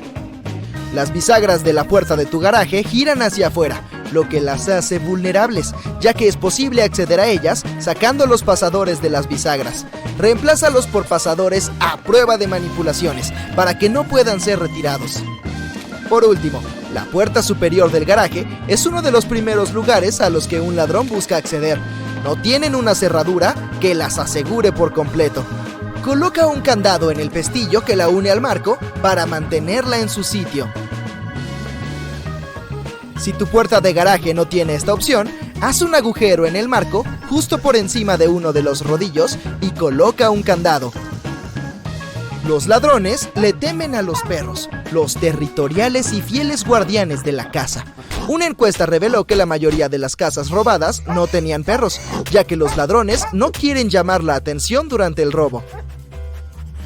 Por desgracia no tienes uno, pero el simple hecho de dejar un tazón para perros en la puerta de entrada los desalentará. Los ladrones han adaptado su oficio a la tecnología. 4 de cada 5 delincuentes usan las redes sociales como Facebook, Twitter y Google Maps para hallar a sus presas. Basta con que compartas una foto con la llave de tu casa para que un ladrón pueda crear su propia llave haciendo zoom y tomando las medidas exactas. Asegúrate de que tu red inalámbrica sea segura y usa una nueva contraseña mucho más fuerte mientras estés de viaje. No solo eres vulnerable al robo de objetos físicos. Los datos valiosos como las contraseñas y los códigos de acceso pueden ser sustraídos a través de la red. También existe la amenaza de infectar los dispositivos usando un malware. Además, es posible eliminar la visión de tu casa por completo de los mapas de Google. Escribe tu dirección, encuentra la vista de la calle de tu residencia, presiona el botón de opciones y selecciona Informar un problema. Accederás a una pantalla con una imagen de tu casa. Habrá una opción que te permitirá mover un cuadrado rojo para cubrir tu propiedad. Solicita que se difumine en la opción Mi casa e introduce tu dirección exacta. Solo tardará un par de días en procesarse. No dejes la radio encendida mientras estés afuera. No servirá de nada. Con su método de exploración de hogares, los ladrones toman nota de los sonidos de la radio y la televisión. Cuando vuelven, comprueban si siguen encendidos, lo que facilita la confirmación de que no hay nadie en casa. Una alternativa para mostrar una presencia activa en casa es crear tu propio audio, algo que reproduzca ruidos ambientales de forma aleatoria a lo largo del día, con pasos, conversaciones y el ladrido de un perro. Dejar las luces encendidas tampoco es una buena idea. Alguien que esté espiando se fijará en tu casa más fácilmente, sobre todo por la noche, y te robarán aún más en la factura de la luz. Estás a punto de irte de vacaciones y tienes que sacar la basura. Si tienes algunas cajas grandes, rómpelas para que quepan en el bote. Oculta cualquier pista sobre los objetos de valor que hayas recibido recientemente. Un último control. Todas las puertas están cerradas y no hay ventanas abiertas. Por fin puedes irte. Pero mientras disfrutes en tu pintoresco destino, deja las fotos en tu teléfono mientras estés ahí y públicalas una vez que regreses. Si compartes tus fotos mientras estás afuera, todos tus preparativos habrán sido inútiles. Los delincuentes de las... Espero que te sientas bien descansado, porque tengo una tarea difícil para ti. No te preocupes, será divertida. Visitarás diferentes planetas de nuestro sistema solar e intentarás correr en cada uno de ellos. Averigüemos dónde puedes correr más rápido y dónde apenas puedes caminar. El hombre más rápido de la Tierra, Usain Bolt, puede correr a una velocidad promedio de 38 km por hora. Pero su velocidad máxima es mayor, hasta 43 km por hora. Lamentablemente no todos podemos ser Usain Bolt. En promedio, la gente corre a una velocidad de 10 a 13 km por hora, pero quizá haya un planeta en el que puedas batir los récords del famoso velocista jamaicano. Primero lo primero, ¿qué afectará a tu velocidad cuando corras en otros planetas? Para empezar, la gravedad. Dependiendo de lo fuerte que sea en el planeta que visites, influirá en tu peso. Y en la mayoría de los casos, cuanto más pesado seas, más lento correrás. Además, en todos los demás planetas de nuestro sistema solar tendrás que llevar un voluminoso traje espacial. Sin él, tus posibilidades de sobrevivir son inexistentes. Y no olvides las condiciones climáticas extremas de la mayoría de los planetas. O hace un frío glacial, o un calor hirviente, o mucho, y lo digo en serio, mucho viento. En cualquier caso, tu viaje increíble está a punto de comenzar. Abróchate el cinturón de seguridad. El primer planeta de tu itinerario es Mercurio. Cuando echas un vistazo a este mundo a través de la ventana de tu nave espacial, notas que el planeta se parece extrañamente a la querida Luna. Pero unos instantes después te das cuenta de que es solo una ilusión. Por toda la superficie de Mercurio, ves cráteres causados por el impacto de meteoritos. Esto puede hacer que tu tarea de correr en este planeta sea mucho más difícil. Bueno, además de tu traje espacial voluminoso, es obvio. Pero no sobrevivirías en Mercurio sin esta protección. Las temperaturas del planeta son extremas. 425 grados Celsius durante el día y menos 180 grados Celsius por la noche. Pero hay algo que puede jugar a tu favor en este planeta tan poco amigable. Digamos que pesa 70 kilogramos en la Tierra. Entonces en Mercurio pesará cerca de 26 kilogramos. Lo que significa que a pesar de tu traje espacial, podrás moverte mucho más rápido que en la Tierra. Y puede que tu velocidad llegue incluso a los 20 kilómetros por hora si te esfuerzas mucho. El siguiente planeta en tu itinerario es Venus, también llamado el lucero del alba. Mientras te acercas, ves un mundo muy diferente al planeta azulado, que tal vez viste en los libros. Antes de aterrizar, tienes que atravesar una atmósfera súper densa compuesta por dióxido de carbono. Y mientras tu nave desciende, ves pasar gruesas nubes de ácido sulfúrico. A menudo se llama a Venus el gemelo de la Tierra porque estos dos planetas tienen un tamaño y una densidad similares. No es de extrañar que en Venus peses casi lo mismo que en la Tierra. 63 kilogramos. Sí, tu peso es un poco menor aquí, pero no te olvides de tu traje espacial. Y aún así, debido a las condiciones similares en ambos planetas, serías capaz de correr un poco más rápido que en la Tierra, a unos 14 kilómetros por hora.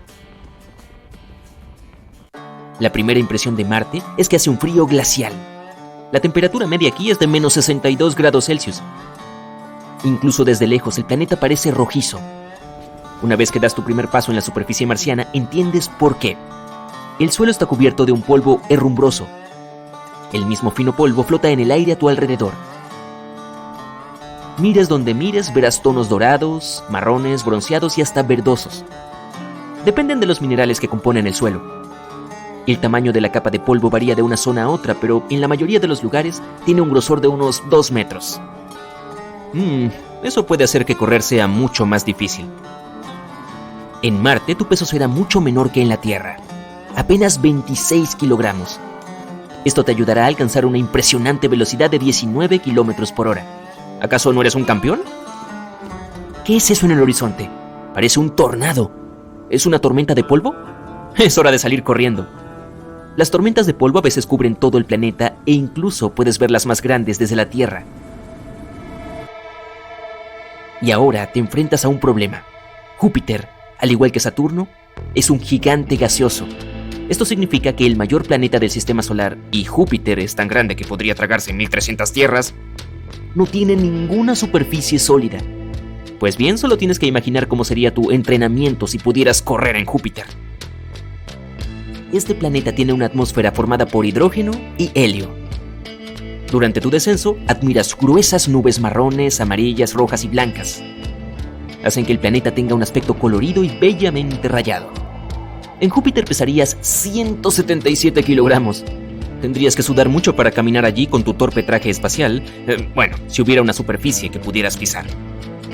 Si intentaras correr allí, tu mejor resultado sería probablemente una velocidad de 2 a 3 kilómetros por hora. Para empeorar las cosas, en Júpiter hay mucho viento con velocidades de entre 320 y 645 kilómetros por hora. ¿Ves esos anillos? Es Saturno, otro gigante gaseoso sin una superficie sólida. Este planeta está compuesto principalmente de hidrógeno y helio y su temperatura y densidad cambian a medida que te adentras en él. Si decidieras salir de tu nave espacial y pisar la superficie de Saturno, simplemente caerías dentro del planeta. Pero desde arriba parece que Saturno tiene una superficie.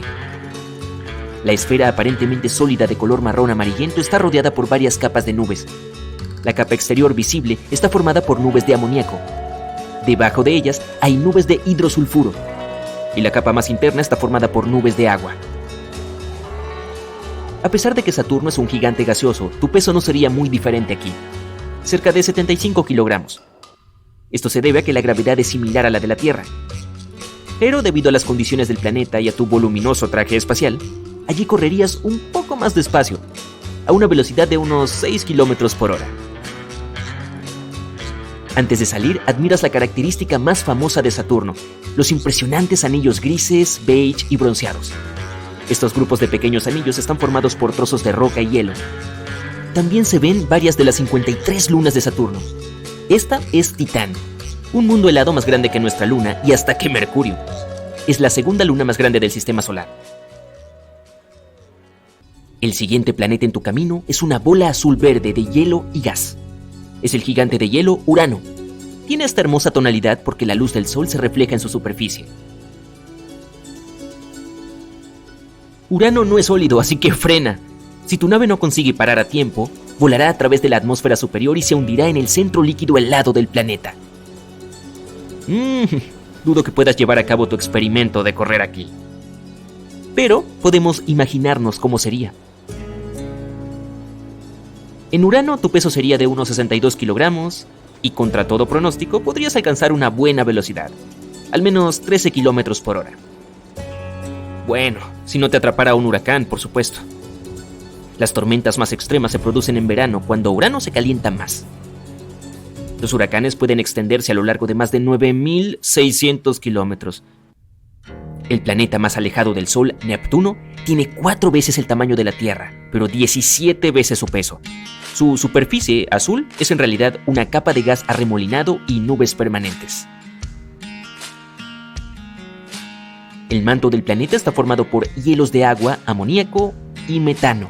Es lo más parecido a una superficie que tiene Neptuno. Y aún así no hay suelo sólido para caminar. Así que, una vez más, intenta usar tu imaginación. En Neptuno pesarías un poco más que en la Tierra, unos 79 kilogramos. Pero tu velocidad al correr sería algo más baja que en nuestro planeta, cerca de 8 kilómetros por hora. Y este es el final de tu genial y activa aventura. ¿En qué planeta te gustó más correr? ¿Podemos estimar cuántos barcos y aviones se perdieron en el Triángulo de las Bermudas? ¿Han sido sus desapariciones el resultado de errores humanos o fenómenos meteorológicos? Intentemos averiguarlo. Tenemos la curiosa historia del SS Cotopaxi. Este barco desapareció en 1925, cuando viajaba desde Charleston, Carolina del Sur, a La Habana. Nunca llegó a su destino.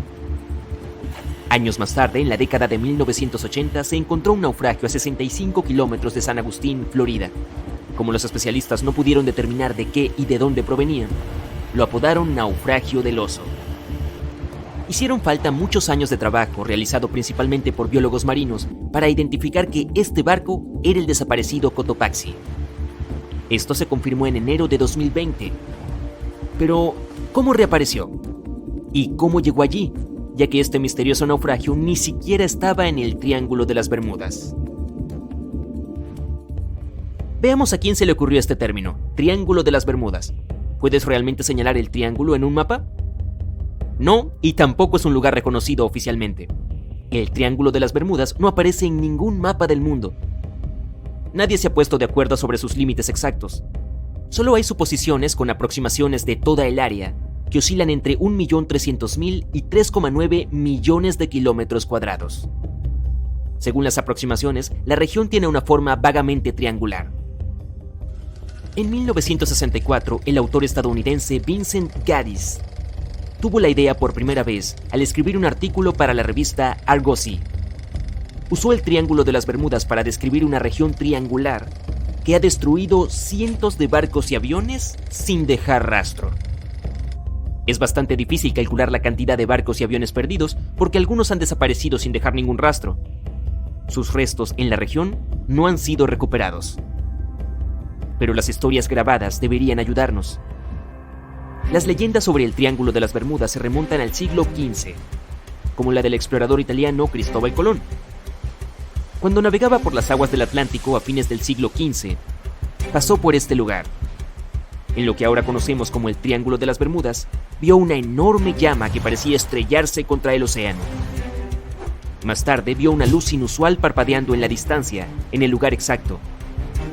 Como muchos otros marineros desde entonces, su brújula tuvo graves fallas. Pasemos al vuelo 19. En 1945, un avión de la Marina que realizaba un vuelo de rutina también inició una leyenda en este triángulo. Era comandado por el teniente Charles Taylor, y está registrado que se perdió en el triángulo sin ningún motivo. Dado que los pilotos no tenían GPS en ese entonces, debían confiar en sus brújulas y realizar un seguimiento de cuánto tiempo habían estado volando en una dirección específica y su velocidad. Poco después de completar la tarea, las dos brújulas a bordo dejaron de funcionar correctamente. Los registros hallados después de la desaparición del avión también indican que Taylor no tenía reloj ese día en particular. El informe inicial indicó que el error del piloto fue la razón de este desafortunado evento. Sin embargo, debido a que las personas no estaban satisfechas con este resultado, se cambió a causas o razones desconocidas después de varias revisiones.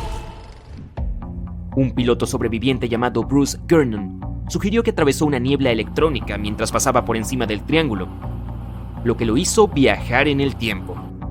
En 1970, cuando ocurrió este incidente, volaba su avión cuando fue rodeado por dos enormes nubes que formaban un remolino y giraban en espiral. Como muchos otros antes que él, notó que sus dispositivos de navegación no funcionaban bien.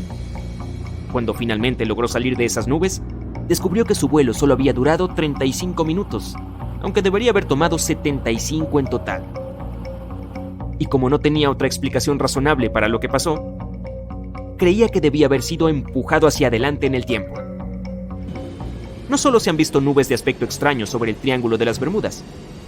En 2014, un piloto recordó casi chocar con un objeto volador que no pudo identificar. Algunos de estos extraños encuentros incluso fueron grabados. Ese fue el caso de un vuelo de principios de 2015, cuyos pasajeros notaron un curioso objeto flotando sobre el océano. Los pilotos aún tienen que descubrir qué es lo que realmente vieron allí. Ok, no todas las posibles explicaciones han sido tan inusuales. Los oceanógrafos, por ejemplo, también han tratado de explicar por qué los barcos desaparecen en esta zona. Recientemente regresaron a una de sus viejas teorías: olas rebeldes. Son inmensas paredes de agua que surgen de repente. Si varias de estas olas se elevan simultáneamente, se superponen como un sándwich. Si una sola ola puede alcanzar más de 10 metros de altura y ocurren simultáneamente, se puede crear una ola rebelde que puede superar los 30 metros de altura. Este tipo de olas pueden alcanzar rápidamente incluso a los barcos más grandes. Los meteorólogos también propusieron su propia explicación: nubes hexagonales. Estos tipos inusuales de nubes pueden generar vientos de hasta 270 kilómetros por hora y también son bastante significativas, ya que algunas alcanzan de 32 a 88 kilómetros de ancho. Como tal, las olas dentro de estos gigantes vientos pueden alcanzar los 14 metros de altura. La propia fuerza magnética de la Tierra también podría tener algo que ver. Dentro del Triángulo de las Bermudas, las brújulas apuntan al norte verdadero, el polo norte geográfico, en lugar del norte magnético, el polo norte magnético cambiante. Algunos incluso han explicado que dado que estos dos se superponen perfectamente en el Triángulo de las Bermudas, pueden causar un fenómeno magnético capaz de hacer que los dispositivos de navegación funcionen mal. Se llama línea agónica. El problema es que científicos han descubierto que esta línea se mueve cada año. Puede que haya pasado por el triángulo en algún momento, pero ahora está a través del Golfo de México. Otros extraños fenómenos naturales encontrados a lo largo de la costa de Noruega podrían ayudar a explicar por qué el Triángulo de las Bermudas se ha cobrado tantos barcos. Hay algunos cráteres allí que miden hasta 800 metros de ancho y tienen 45 metros de profundidad. Los científicos creen que fueron creados por burbujas de gas metano.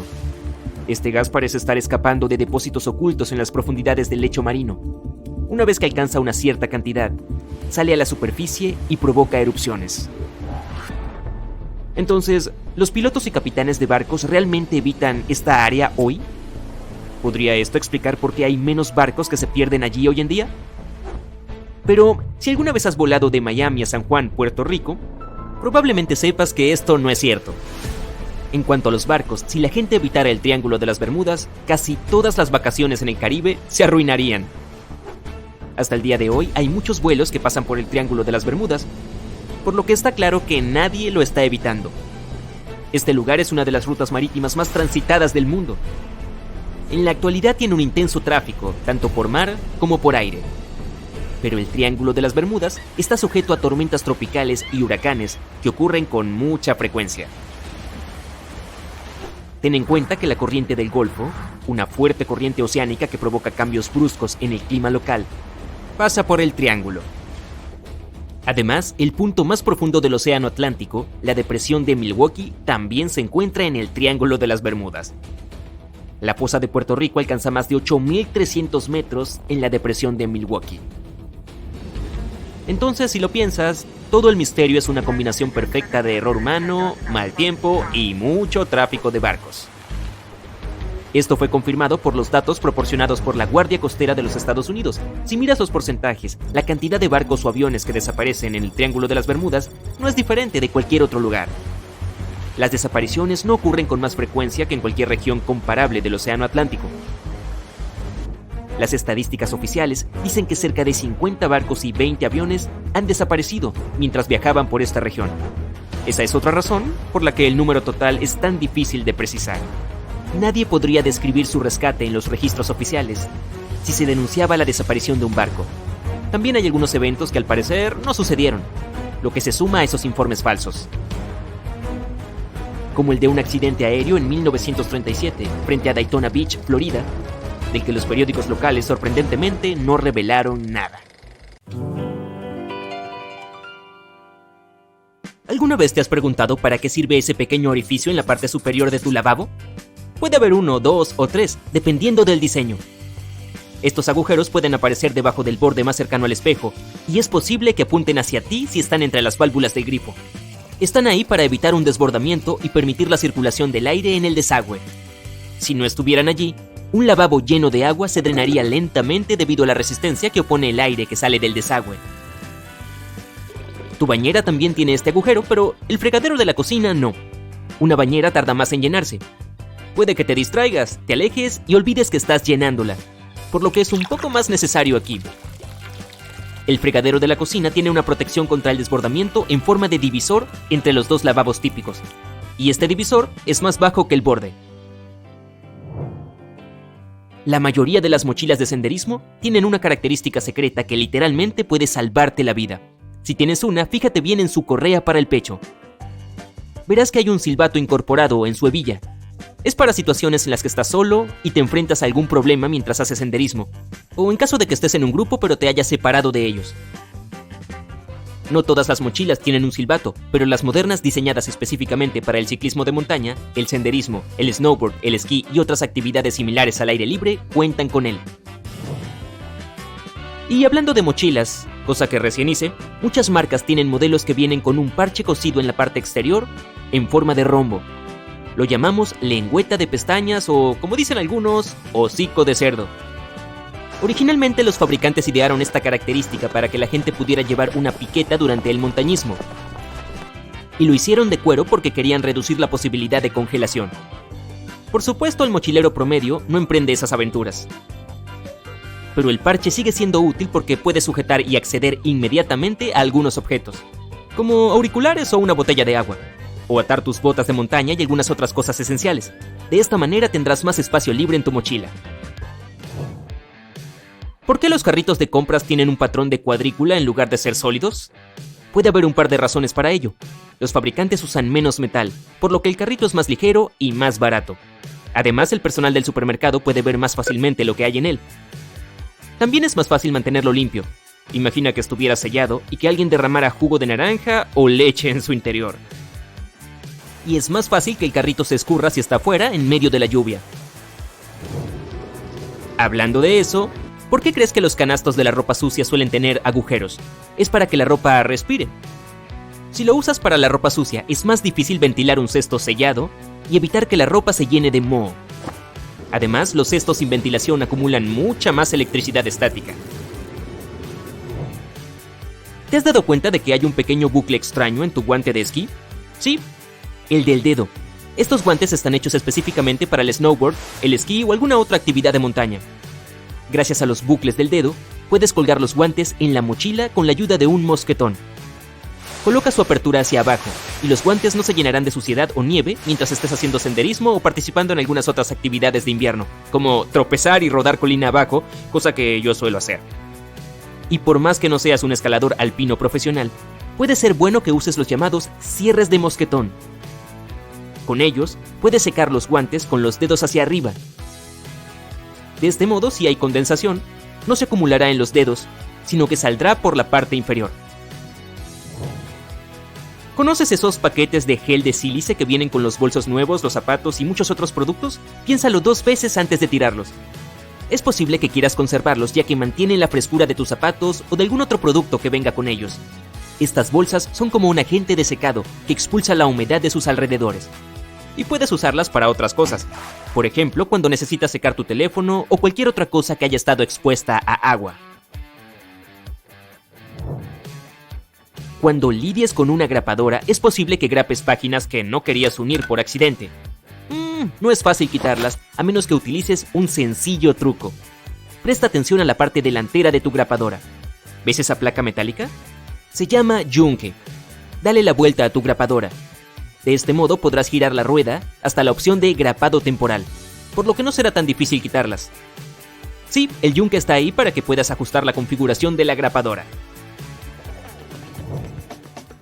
Estamos tan acostumbrados a que la pasta de dientes sea multicolor que la mayoría de las veces ni siquiera nos preguntamos por qué es así. Pues bien, en los años 70 la gente comenzó a ser más consciente de la importancia de la higiene dental. Querían que su pasta hiciera algo más que simplemente limpiar los dientes. Por eso, Aquafresh fue la primera empresa en idear una pasta con ingredientes para el lavado bucal, que es la tira azul. Más tarde, agregaron el rojo, que representa los ingredientes que ayudan a cuidar las encías. Y las cajas de papel de aluminio tienen una característica que realmente podemos llamar oculta. No es que alguien se moleste en mirar de cerca el costado de esta caja, ¿cierto? Hay unos agujeros redondeados que puedes perforar con los dedos.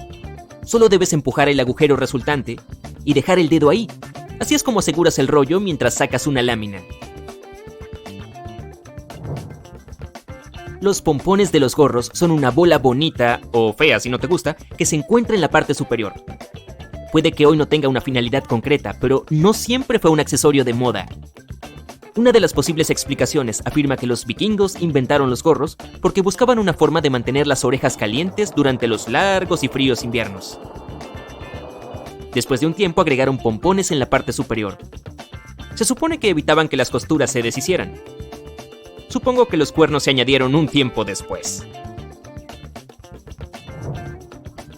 En muchos hogares puedes encontrar un cojín con forma de tomate para alfileres y agujas. Pero mira esta fresa que cuelga de la parte superior. Es un poco rara teniendo en cuenta que esta fruta no crece en los tomates. Pero en este contexto, las fresas están ahí para las agujas que estás usando en ese momento. Así no las perderás mientras buscas entre muchas otras agujas en el cojín. Echa un vistazo a la parte superior de la tapa de una pasta de dientes o una crema. Este cono puntiagudo es útil cuando estás abriendo un tubo nuevo. Puedes usarlo para perforar el sello. Sí, no tendrás que buscar algo afilado, ni tampoco usar las uñas.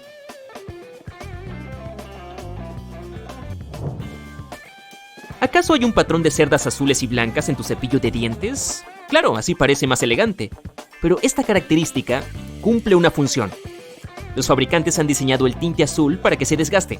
Esto sucede cerca del momento en que se supone que debes comprar un cepillo de dientes nuevo. Es recomendable hacerlo cada 3 o 4 meses, pero en caso de que se te olvide, puede ser un práctico recordatorio. Muchos autos tienen puntos negros en los bordes de los parabrisas. Es un diseño atractivo, claro, pero los fabricantes probablemente no gastarían tanto tiempo y dinero en agregar algo que no tiene una función práctica. Estos puntos son algo que llamamos fritas. ¿Y qué no son las papitas que nos comemos? Cuando la temperatura del auto alcanza niveles extremos, las fritas se aseguran de que el borde del cristal no se rompa. Buena idea. Los contenedores de combustible tienen un segundo agujero muy pequeño. Está ahí para evitar una especie de atasco que se produce cuando el aire es absorbido por el agujero mientras viertes el líquido. Porque cuando algo así sucede, el flujo de líquido no es uniforme, lo que significa que una buena parte de él terminará por todo el suelo. El agujero también está ahí para ayudar a ventilar el combustible y evitar que el contenedor estalle entre usos. Y eso también es una buena idea. ¿Las letras SSSS de tu pase de abordar son un motivo de preocupación? ¿Qué es más peligroso que las turbulencias? ¿Deberías intentar ser el primero en subir al avión? Estás a punto de descubrirlo. Quizá hayas notado que la mayoría de los aviones tienen asientos azules. No hay ningún misterio. Las compañías aéreas optan por este color porque se considera que tiene un efecto calmante. Se supone que tranquiliza a los pasajeros y ayuda a relajarse incluso a los viajeros más nerviosos. Pero hay otra razón más práctica. Las manchas, la suciedad y los raspones son menos visibles en el tejido azul oscuro. Nunca tires tu pase de abordar en un lugar público. Contiene toneladas de información confidencial, como tu nombre y tu número de viajero frecuente. Esto puede permitirle a otra persona revisar tus reservas, cambiar tu asiento o incluso cancelar tus vuelos. Por eso lo mejor es llevarse a casa el pase de abordar de un vuelo que ya se tomó y pasarlo por una trituradora de papel. Por cierto, si ves las letras SS, SS o S en tu pase de abordar, prepárate para controles de seguridad adicionales. En lugar de estas letras puede haber un patrón de tablero de ajedrez. Bueno, si tienes alguna de estas marcas, tu equipaje de mano también puede ser sometido a una inspección exhaustiva. Pero, ¿por qué pueden elegirte para un control secundario? Algunos de los criterios son hacer una reserva de ida o pagar el boleto en efectivo. En algunos casos, la selección es absolutamente aleatoria. Mira, tu puerta está abierta y el abordaje ha comenzado. Espera, ¿a dónde vas corriendo? No hay necesidad de apurarse. El truco que usan los trotamundos experimentados es siempre subir al final. Por un lado, no tienes que perder tiempo haciendo fila. Además, hay menos gente en la pista y en el pasillo. Y pasas menos tiempo en el avión. De todos modos, nadie va a ocupar tu asiento. Pero hay una excepción. Si tienes una bolsa de mano voluminosa, puede tener más sentido no abordar al final. De lo contrario, es muy probable que todo el espacio del compartimiento superior esté ocupado cuando llegues a tu asiento. Entonces, tu bolsa puede terminar en otra parte del avión. Y tendrás que esperar a que los demás pasajeros desembarquen para poder tomar tu equipaje. Obvio. Antes del despegue y el aterrizaje, los auxiliares de vuelo suelen accionar un pequeño interruptor en la puerta del baño. Esto evita que se abra. Con la misma facilidad, un sobrecargo puede abrir la puerta cuando alguien está dentro. Solo tiene que levantar el cartel de baño y mover el pomo a la posición de desbloqueo. Los pilotos no se preocupan por las turbulencias. Saben que hay algo mucho más peligroso: una corriente de aire ascendente. En la mayoría de los casos, las turbulencias solo te hacen descender un par de metros, aunque te parezca que estás cayendo desde lo alto del Empire State Building. Si las turbulencias son lo suficientemente fuertes como para que los pilotos pidan a los auxiliares de vuelo que se sienten, el avión puede descender entre 3 y 6 metros. Las turbulencias más extremas en aire claro son muy raras. Pero una corriente de aire ascendente es una gran masa de aire, parte de una tormenta o algún otro fenómeno meteorológico que se mueve hacia arriba. Los pilotos no las ven en sus radares por la noche. Y cuando el avión choca con una de ellas, se siente como si pasara por encima de un enorme badén a 804 km por hora. Una corriente de aire ascendente también es muy peligrosa porque puede empujar al avión hacia arriba hasta alturas nada seguras. Los aviones modernos tienen un sistema especial que detecta otros aviones, montañas y diferentes objetos sólidos en su trayectoria. A 16 kilómetros de distancia de otro avión, una voz en la cabina comienza a corear: "Tráfico, tráfico". 8 kilómetros más cerca, la misma voz empieza a darles indicaciones a los pilotos. Los aviones pueden funcionar con un solo motor incluso durante el despegue y el aterrizaje. Que los dos motores fallen simultáneamente es casi inaudito. Pero incluso así, un avión no caería del cielo como una roca. Los pilotos tendrían hasta 20 minutos para encontrar un lugar adecuado para aterrizar. La forma en que se presuriza la cabina tiene un gran efecto en las papilas gustativas. Se pierde hasta un 30% de la capacidad de saborear alimentos dulces y salados. En otras palabras, no es que la comida del avión no sea sabrosa, sino que no se siente su sabor. Esa es la razón principal por la que las empresas de servicio de comidas de las aerolíneas añaden sal y especias adicionales a los platos que cocinan. Pero ¿sabes qué puede ayudarte? Unos auriculares con cancelación de ruido. Por alguna misteriosa razón que probablemente tenga una explicación científica, anular todo ese ruido alrededor puede ayudar a tus papilas gustativas. Cada uno de esos beeps que escuchas durante el vuelo tiene su propio significado. En la mayoría de las aerolíneas, un toing, poco después del despegue, indica que el tren de aterrizaje se está retrayendo. 3 beeps seguidos significan más urgencia que uno solo. Un timbre alto-bajo informa a los miembros de la tripulación que sus compañeros los necesitan en otra parte del avión. 3 campanadas bajas significan que se avecinan grandes turbulencias. Los miembros de la tripulación deben guardar los carros de comida, tomar asiento y abrocharse los cinturones. Si eres un viajero nervioso, elige un asiento en el centro de la cabina. Las turbulencias afectan sobre todo a la parte delantera y la trasera. La región central, que está sobre las alas, no tiembla tanto. Los pilotos y copilotos comen cosas diferentes. La razón de esta precaución es muy sencilla. Imagina que ambos pilotos coman el mismo plato y se intoxiquen. En este caso, ninguno de los dos podrá controlar el avión. Si igual quieren comer lo mismo y no aceptan otra cosa, hay una red de seguridad. Los pilotos no se alimentan al mismo tiempo. Si el que ya comió sigue sintiéndose bien varias horas después, el otro piloto puede atreverse a probar lo mismo. ¿Qué dirías si te preguntaran cuál es el lugar más sucio del avión? No, no es el asiento del inodoro, ni siquiera está en el baño. Los auxiliares de vuelo advierten que hay que tener especial cuidado con los reposacabezas, los compartimientos de los asientos, las bandejas y los cinturones de seguridad. Los experimentos han demostrado que 1/3 de los cinturones tienen levadura y moho. La mayoría de las bandejas están cubiertas de bacterias. Los compartimientos de los asientos también son asquerosos, pero los reposacabezas son los más sucios de todos.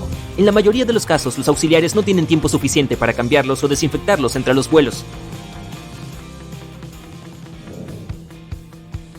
Si el capitán anuncia que está terminando unos trámites, significa que está ocupado revisando el itinerario de vuelo o esperando a que el personal de tierra prepare la bitácora del vuelo.